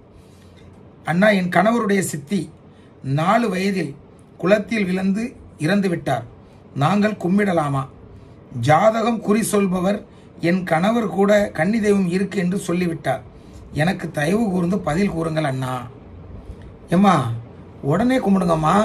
கும்பிடணுமான்னு கேள்வி வேறையா? அவங்க தானம்மா கன்னி தெய்வம். 4 வயசில் குளத்தில் இறந்துருக்காங்க. அந்த ஆன்மா உங்கள் வீட்டுக்குள்ளே வரும்பொழுது உங்களுக்கு வற்றாத நீரூற்றாய் உங்கள் வீட்டுக்குள் இருந்து உங்களை வாழ வைப்பாங்கம்மா. தைரியமாக அந்த தெய்வத்தை எடுத்து வணங்குங்க, வாழ்க்கையில் வளம் பெறுங்கள். நன்றி. அடுத்தபடியாக ஐயனார் சூர்யாங்கிறவங்க கேள்வி கேட்டிருக்காங்க. அந்த கேள்விக்கான பதிலை சொல்கிறேன், கேள்வியை வாசித்த பிறகு சொல்கிறேன். ஐயா, எனக்கு ஒரு விளக்கம் தாருங்கள். 3 தலைமுறைக்கு முன்னாடி எங்கள் வீட்டில் பிறந்த கன்னி அம்மை வார்த்து இறந்து விட்டார்கள். அதாவது அம்மன் போட்டு இறந்துட்டாங்களாம். இந்த கன்னியை 5 வருடமாக 5 குடும்பங்கள் மட்டுமே வணங்கி வருகிறோம். இதுவரைக்கும் நாங்கள் அவர்கள் சொல்வதை மட்டும்தான் செய்து கொண்டு இருக்கிறோம். மேலும் நல்லாகத்தான் இருக்கிறோம். எங்கள் கன்னி நாங்கள் வசிக்கும் இடத்திலேயே புதைக்கப்பட்டது. எங்கள் கன்னி மண்ணில் சிலை வடிவில் நான் இருக்கேன், வசிக்கும் இடத்தை விட்டு வெளியேறி போங்க, உங்களுக்கு பாதுகாப்பாகவே இருப்பேன் என்று சொல்கிறாங்க. இதுக்கு விளக்கம் தாருங்கள்னு கேட்டிருக்காங்க. ஐயா, இதில் கொஞ்சம் குழப்பம் இருக்கு ஐயா. நீங்கள் 5 வருஷமாக வணங்கிட்டு வரீங்க, 5 குடும்பம் வணங்கிட்டு வரீங்க, சிறப்பு தான். நீங்கள் எல்லோரும் நல்லா இருக்கீங்க. ஆனால் உங்கள் கன்னி அந்த இடத்துல தான் புதைக்கப்பட்டிருக்குன்னு சொல்கிறீங்க. மண்ணில் சிலையாக வடிவில் நான் இருக்கேன்னு சொன்னாங்கன்னு சொல்கிறீங்க. மண்ணில் சிலையாய் வடிவாக நான் இருக்கிறேன் என்று சொன்னார்கள் என்று கூறியிருக்கிறீர்கள். ஆனால் இன்னைக்கு இந்த இடத்த விட்டு எல்லாரும் வெளியே போங்க, நான் உங்கள் எல்லாரையும் பாதுகாப்பேன்னு சொல்கிறாங்கன்னு சொல்கிறீங்க. ஒருவேளை அதில் ஒரு ரகசியம் இருக்குது. அந்த கன்னி அதில் முழுசும் கோயில் கட்டலான்னு நினைக்கலாம். ஆனால் இதில் இன்னொரு சந்தேகப்பாடும் இருக்கிறது. திடீர்னு கன்னிங்கிற பேரில் வேற யாரும் உட்காந்துக்கிட்டு இந்த இடம் வேணும் வெளியே போன்னு சொல்லலாம். ஆனால் ஒரு கன்னி தெய்வம் தன் பிள்ளைகளை இந்த இடத்தை காலி செய்து போன்னு சொல்லாது. 5 குடும்பத்துக்கு உரிமை இருந்தாலும் 5 பேரை இல்லை 4 பேரை வெளியேறுன்னு சொல்லிட்டு ஒருத்தருக்கு முழுசும் பொறுப்பை கொடுக்கும். என் பதியை நீ பாரு, என்னை நல்லா கவனி, எனக்கு பூஜை பரிகாரங்களை சரியாக செய், நான் இங்கே இருந்து என் பிள்ளைகள் எல்லாரையும் வாழ வைக்கேன், என்னை நம்பி வந்த குடும்பம் அவ்வளோவரையும் வளர வைக்கேன் அப்படின்னு சொல்லுமே தவிர எல்லாரையும் போன்னு சொல்லாது. அதனால் அந்த கண்ணிட்ட நீங்கள் கணக்கு எப்படி கேட்டீங்கன்னு தெரில, திரும்பவும் கேளுங்க. எம்மா, மொத்தமும் வெளியே போயிட்டா உனக்கு பூஜை போடுறது யாரு? மொத்தமும் வெளியே போயிட்டா இந்த இடத்துல லைட் வைக்கிறது யாரு? நம்ம வீட்டை தூத்து துடைக்கிறது யாரு? வாசலில் முத்தம் தொலைக்கிறது யாரு? இவ்வளோ விஷயங்கள் இருக்காமா? இதெல்லாம் நாங்கள் ஒருத்தர் இருந்தால் தானே செய்ய முடியும். இந்த 5 பேரில் யார் ஒருத்தர் உன்னை சரியாக கவனிப்பாங்கன்னு தெரியுதோ அவங்களுக்கு இந்த இடத்த கொடுப்போம். அவங்க காசு தந்தாலும் சரி தரலனாலும் சரி, உங்களுக்கு வசதி இருந்தால் ஃப்ரீயாக கொடுங்க, வசதி இல்லைன்னா உள்ள பங்கை கேளுங்க, அந்த பிள்ளை தரும். அப்படி அந்த கன்னி தெய்வத்தில் கேட்டுட்டு முறையாக வணங்குங்க, அந்த கன்னியும் முறையாக வரும். நன்றி சூர்யா அவர்களே. மறுபடியும் அதே சூர்யா தான் கேள்வி கேட்டிருக்காரு. ஐயா, 16 வயது பருவமடையாத பெண் எங்கள் வீட்டில் இறந்து விட்டது, இவர்களும் கன்னி தெய்வமா என்று கேட்டிருக்கிறாங்க. இந்த கேள்விகளுக்கு பதில் தாருங்கள் ஐயான்னு சொல்லியிருக்காங்க. ஐயா, என்னுடைய பதிவுகள் அனைத்தையுமே நீங்கள் கேட்டாகணும். இந்த ஒரு கேள்விக்கு மட்டும் இதில் வர்ற பதிலை பார்க்காதுங்க. கிட்டத்தட்ட 20 கேள்விகள், 20 கேள்வியில் கேள்வி அதிகம். நான் 20 பதிவுகள் போட்டிருக்கேன். இந்த 20 பதிவுலையும் பல கேள்விகளுக்கு பதில் சொல்லிட்டு இருக்கேன். ஒரு கேள்வியிலெல்லாம் 7 பேர் 8 பேர், இப்போ இந்த கேள்வி இந்த வீடியோலாம் கிட்டத்தட்ட 15-20 பேர் கேள்வி கேட்டிருப்பீங்கன்னு நினைக்கிறேன். வரிசையாக எப்படி சொல்லிக்கிட்டு இருக்கேன். இந்த நீங்கள் கேட்ட கேள்விக்கு நான் முதல்லயே பதில் சொல்லிட்டேன். வயதுக்கு வருவதற்கு முன் இறந்த பெண் குழந்தைகளே கன்னி தெய்வம்னு சொல்லிட்டேன். இப்போ 16 வயசான 17 வயசான அவங்க வயசுக்கு வரல, அப்போ அவங்க தான் கன்னி தெய்வம். அதுலேயும் இவர் சிறப்பு என்னன்னா, இவங்க நல்ல விவரம் தெரிஞ்ச வயசுல இறந்துருக்காங்க. உங்களை பாதுகாக்கிறதும் பலத்துலேயும் அது ரொம்ப பயங்கரமாக இருக்கும், பவர்ஃபுல்லாக இருக்கும். நீங்கள் நல்லா கும்பிட்டீங்கன்னு வைங்களாம், அது உங்களுக்கு செய்ய வேண்டிய அனைத்து காரியத்தையும் செய்யும். ஏன்னா அவங்க இறக்கும்போது 16 வயசு. அந்த வயசில் வந்து படு சுட்டியாக இருப்பாங்க, புத்திசாலியாக இருப்பாங்க, எல்லா விஷயம் தெரியும். தன் தங்கை, தன் குடும்பம் எப்படி இருக்கணும், எத்தனை கஷ்டத்தை நம்ம குடும்பம் பார்த்துச்சு, தான் உயிரோடு இருக்கும்போது எத்தனை கஷ்டத்தை பார்த்துச்சு, இப்போ எவ்வளோ கஷ்டத்தில் இருக்குது, எல்லாத்தையும் உடனடியாக அது சரி செய்து தரும். அந்த நம்பிக்கையோடு வணங்குங்கள், நிச்சயமாக வெற்றி மேல் வெற்றி குவிப்பீங்க. வாழ்த்துக்கள் சூர்யா அவர்களே, வணங்குங்கள். அது கன்னி தெய்வம் தான். அடுத்தாப்புல கோகுல்ங்கிறவர் ஒரு கேள்வி கேட்டிருக்கிறார். அண்ணா, எங்கள் வீட்டில் எங்களுடைய தாத்தாவோட அண்ணா, அதாவது எனக்கு கிராண்ட்பா இறந்து 3 மாதங்கள் ஆகுது. நெக்ஸ்ட் அவங்க ஒய்ஃப், அவங்க இறந்து 16 நாள் ஆகுது. நாங்கள் அவங்க டெத்துக்கு போகலை. நாங்கள் ஆடி மாதம் கன்னியை தெய்வத்தை வழிபடலாமா? அதாவது உங்களுடைய தாத்தான்னா உங்கள் அப்பாவை பற்ற அப்பாவா, உங்கள் அப்பாவை பற்ற அம்மாவா? அப்படி இருந்தால் நீங்கள் டெத்துக்கு போகாமல் இருப்பீங்களா? இதை நீங்கள் எனக்கு விளக்கமாக சொல்லுங்கள். அடுத்த பதிவில் உங்களுக்கு பதில் தரேன். ஏன்னா ஒரு வீட்டில் துஷ்டின்னா ஒரு மண்டலம் 48 நாள் நாம் வந்து தீட்டுன்னு சொல்லி ஒதுங்கி இருப்பாங்க. ஆனால் மன தைரியத்தோட தீட்டு பெறுதல்ல நம்ம கண்ணிக்கு செஞ்சே ஆகணும் உணர்வோடு செஞ்சால் அந்த கண்ணி அத்தனை தீட்டையும் சுத்தம் பண்ணிட்டு உள்ளே வந்துடுவாங்க. நீங்கள் இதுக்கு உங்களுக்கு என்ன நான் விளக்கம் தரணும்னா, உங்கள் வீட்டில் முழுவதும் கடல் தண்ணி தெளித்து தீர்த்தத்தை தீர்த்தணும்னா பன்னீர் இல்லை, கடல் தண்ணி, இல்லைன்னா ஓடுற ஆற்று தண்ணி, இல்லைன்னா மழை நீர், இதுகளை எடுத்து நீங்கள் இந்த வீடு ஃபுல்லாக சுத்தம் பண்ணி கழுவி எடுத்து அதுக்கப்புறம் உங்கள் கண்ணியை நீங்கள் கும்பிடலாம். பயமே இல்லை. அது மட்டும் இல்லை, உங்கள் வீட்டில் அந்த பெரியவங்க இறந்தாங்கல்ல, அவங்களுக்கு விசேஷம் முடிச்சிட்டாங்கன்னா நீங்கள் தாராளமாக வணங்கலாம். விசேஷம் முடிக்கலைன்னா அதை வணங்க வேண்டாம், கொஞ்சம் நிறுத்தி வணங்குறது நல்லது. நீங்கள் இருந்தாலும் அடுத்த பதிவில் இந்த நான் சொன்னதை வச்சு பதில் போடுங்க, தெளிவாக இன்னும் சொல்லி தந்துடுறேன். நன்றி. அடுத்தபடியாக மூர்த்திங்கிறவர் ஒரு கேள்வி கேட்டிருக்கிறார்.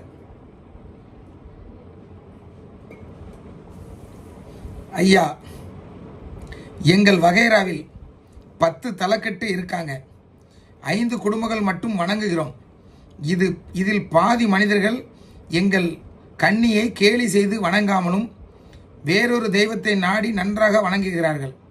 இதற்கு விளக்கம் தாருங்கள் ஐயா. அதாவது மதத்து பைய நாம் பிடிச்ச ஆட்டுக்குட்டிக்கு 7 காலுன்னு சொன்னால், நீங்கள் இல்லைப்பா அதுக்கு 4 காலுன்னு சொன்னால் அவங்கள முட்டா பையன்னு சொல்லுவான். ஏன்னா அவன் மதத்து சொல்கிறான், மதம் பிடிச்சி சொல்கிறான். அந்த மாதிரியான ஆட்களை திருத்தவே முடியாது. நீங்களும் அவங்கள திருத்தணும்னு ரிஸ்க் எடுக்காதுங்க. அது உங்களுடைய கன்னி தெய்வத்துடைய வேலை. அந்த கன்னி தெய்வம் தாம் பிள்ளைகள் தன்னை வணங்க வேண்டும் என்று நினைத்தால் இவங்க 5 குடும்பம் இல்லை 500 குடும்பமாக இருந்தாலும் அலறி அடிச்சுட்டுங்க வர வைப்பாங்க. ஆக அந்த 5 குடும்பத்தை தேடி உங்களுடைய நேரத்தை வீணாக்காதீர்கள். நீங்கள் நல்லா கும்பிடுங்க. முதல்ல உங்கள் கன்னி வாழ வைக்கட்டு, மீதி கும்பிடக்கூடிய 4 குடும்பத்தையும் வாழ வைக்கட்டும். அதாவது 10 குடும்பத்தில் 5 குடும்பம் வணங்குறாங்க, அந்த 5 குடும்பத்தையும் நல்லா வாழ வைக்கட்டும். சோதனைகளிலிருந்து விடுபட்டு சாதனைகளை நீங்கள் செய்ய வேண்டும். உங்கள் சாதனைகளை பார்த்ததும் மனிதன் ஆசைப்படாதவன் இருக்க மாட்டான். ஆகா, அங்கே நம் கண்ணிக்கு ஏதோ ஒரு சக்தி இருக்கிறது, நம் தம்பி நல்லா இருக்கான், நம்ம மாமே நல்லா இருக்கான், நம்ம மச்சான் நல்லா இருக்கான், நாமளும் போய் அங்கேயே வணங்கிடுவோம் அப்படின்னு சொல்லி ஓடோடி வருவாங்க.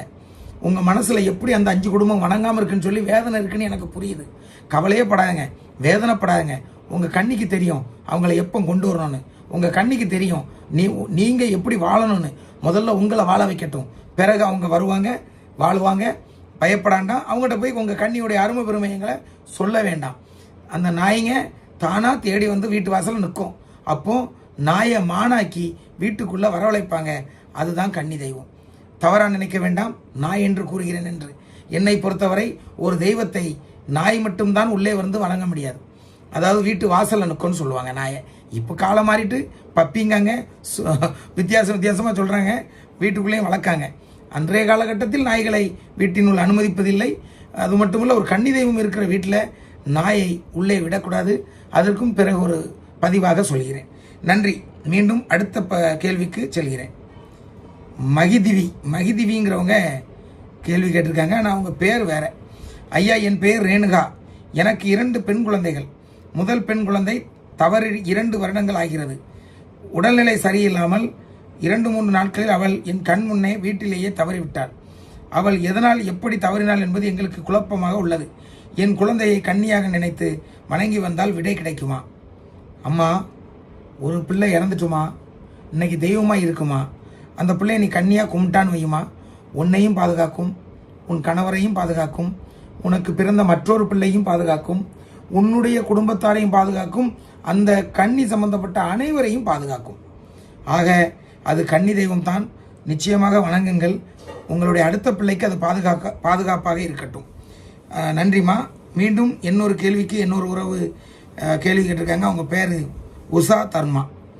கன்னி தெய்வம் வழிபட்ட அசைவம் சமைக்கலாமா? அருமையான கேள்வி. கன்னி தெய்வம் வழிபட அசைவம் சமைக்கலாமா அப்படின்னு கேட்டிருக்காரு.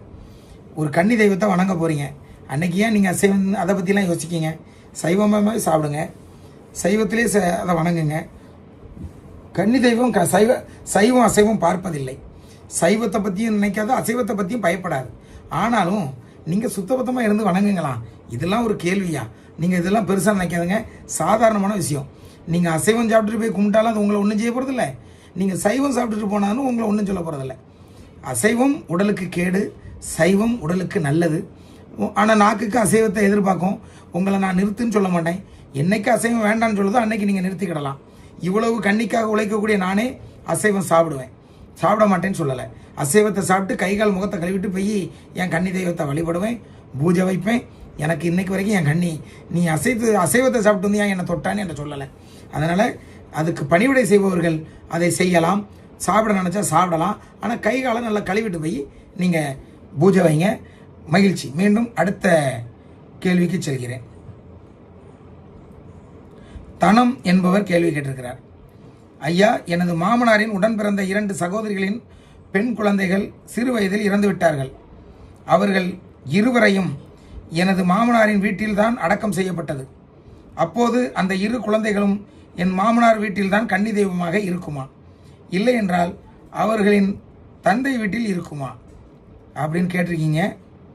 உங்கள் மாமனார் அதை முறைப்படி நூல் கட்டி காலன் போக்குவிட்டு எடுத்திருந்தா அங்கே தான் இருக்கும், அங்கேருந்து வேறு எங்கேயும் போகாது. இல்லை உங்கள் மாமனாருக்கு அடுத்தபடியாக அந்த கன்னி உங்கள் மாமனாருடைய தங்கச்சின்னு சொல்கிறீங்க. அப்போ உங்கள் கணவருக்கு அத்தை, உங்கள் கணவர் அதை முறைப்படி எடுக்கலாம், நீங்கள் அதை பின்பற்றி வணங்கி வரலாம். ஆக உங்கள் மாமனார் முறைப்படி எடுத்திருக்கிறாரான்னு விசாரிங்க. அப்படி எடுக்கலைன்னா இந்த 2 குழந்தையும் நீங்கள் எடுங்க, முறைப்படி வணங்குங்க.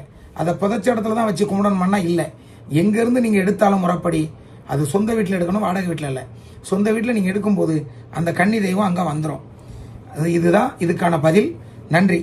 மீண்டும் வேறு கேள்வி இருக்கான்னு பார்ப்போம். அந்த கேள்வி இருந்தால் அதுக்கான பதில் தருகிறேன். ஆமாம் இருக்கு.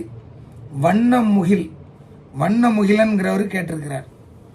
ஐயா, தாய் அழைத்தால் கன்னி வரும் என்று சொல்கிறார்களே, உண்மையா? எந்த தாய்? அதாவது ஒரு தாய் ஒரு குழந்தையை இறந்தது, அந்த கன்னி தெய்வத்தை பெத்த தாய் அதானே? ரைட், புரிஞ்சுது. ஒரு கன்னி தெய்வத்தின் தாய் ஒரு கன்னி தெய்வத்தை அழைத்தால் கன்னி வரும் என்று சொல்கிறார்களே, உண்மையா? அம்மா, அந்த தாய் மட்டும் இல்லைம்மா, கூட பிறந்த நீ கூப்பிட்டாலும் சரி, கூட பிறந்த சகோதரிகள் கூப்பிட்டாலும் சரி, இல்லை உன்னுடைய குழந்தை கூப்பிட்டாலும் சரி, அந்த கன்னி வரும்.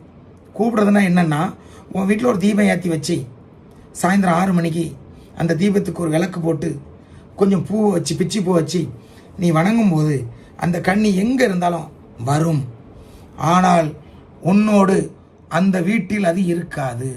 முறைப்படி அந்த வீட்டில் அந்த கன்னியை காலன்போக்கு விட்டு நீ எடுத்திருந்தால் அந்த வீடு கோயிலாக மாற்றப்படுகிறது, அந்த கன்னிக்கு அது பதியாக மாற்றப்படுகிறது.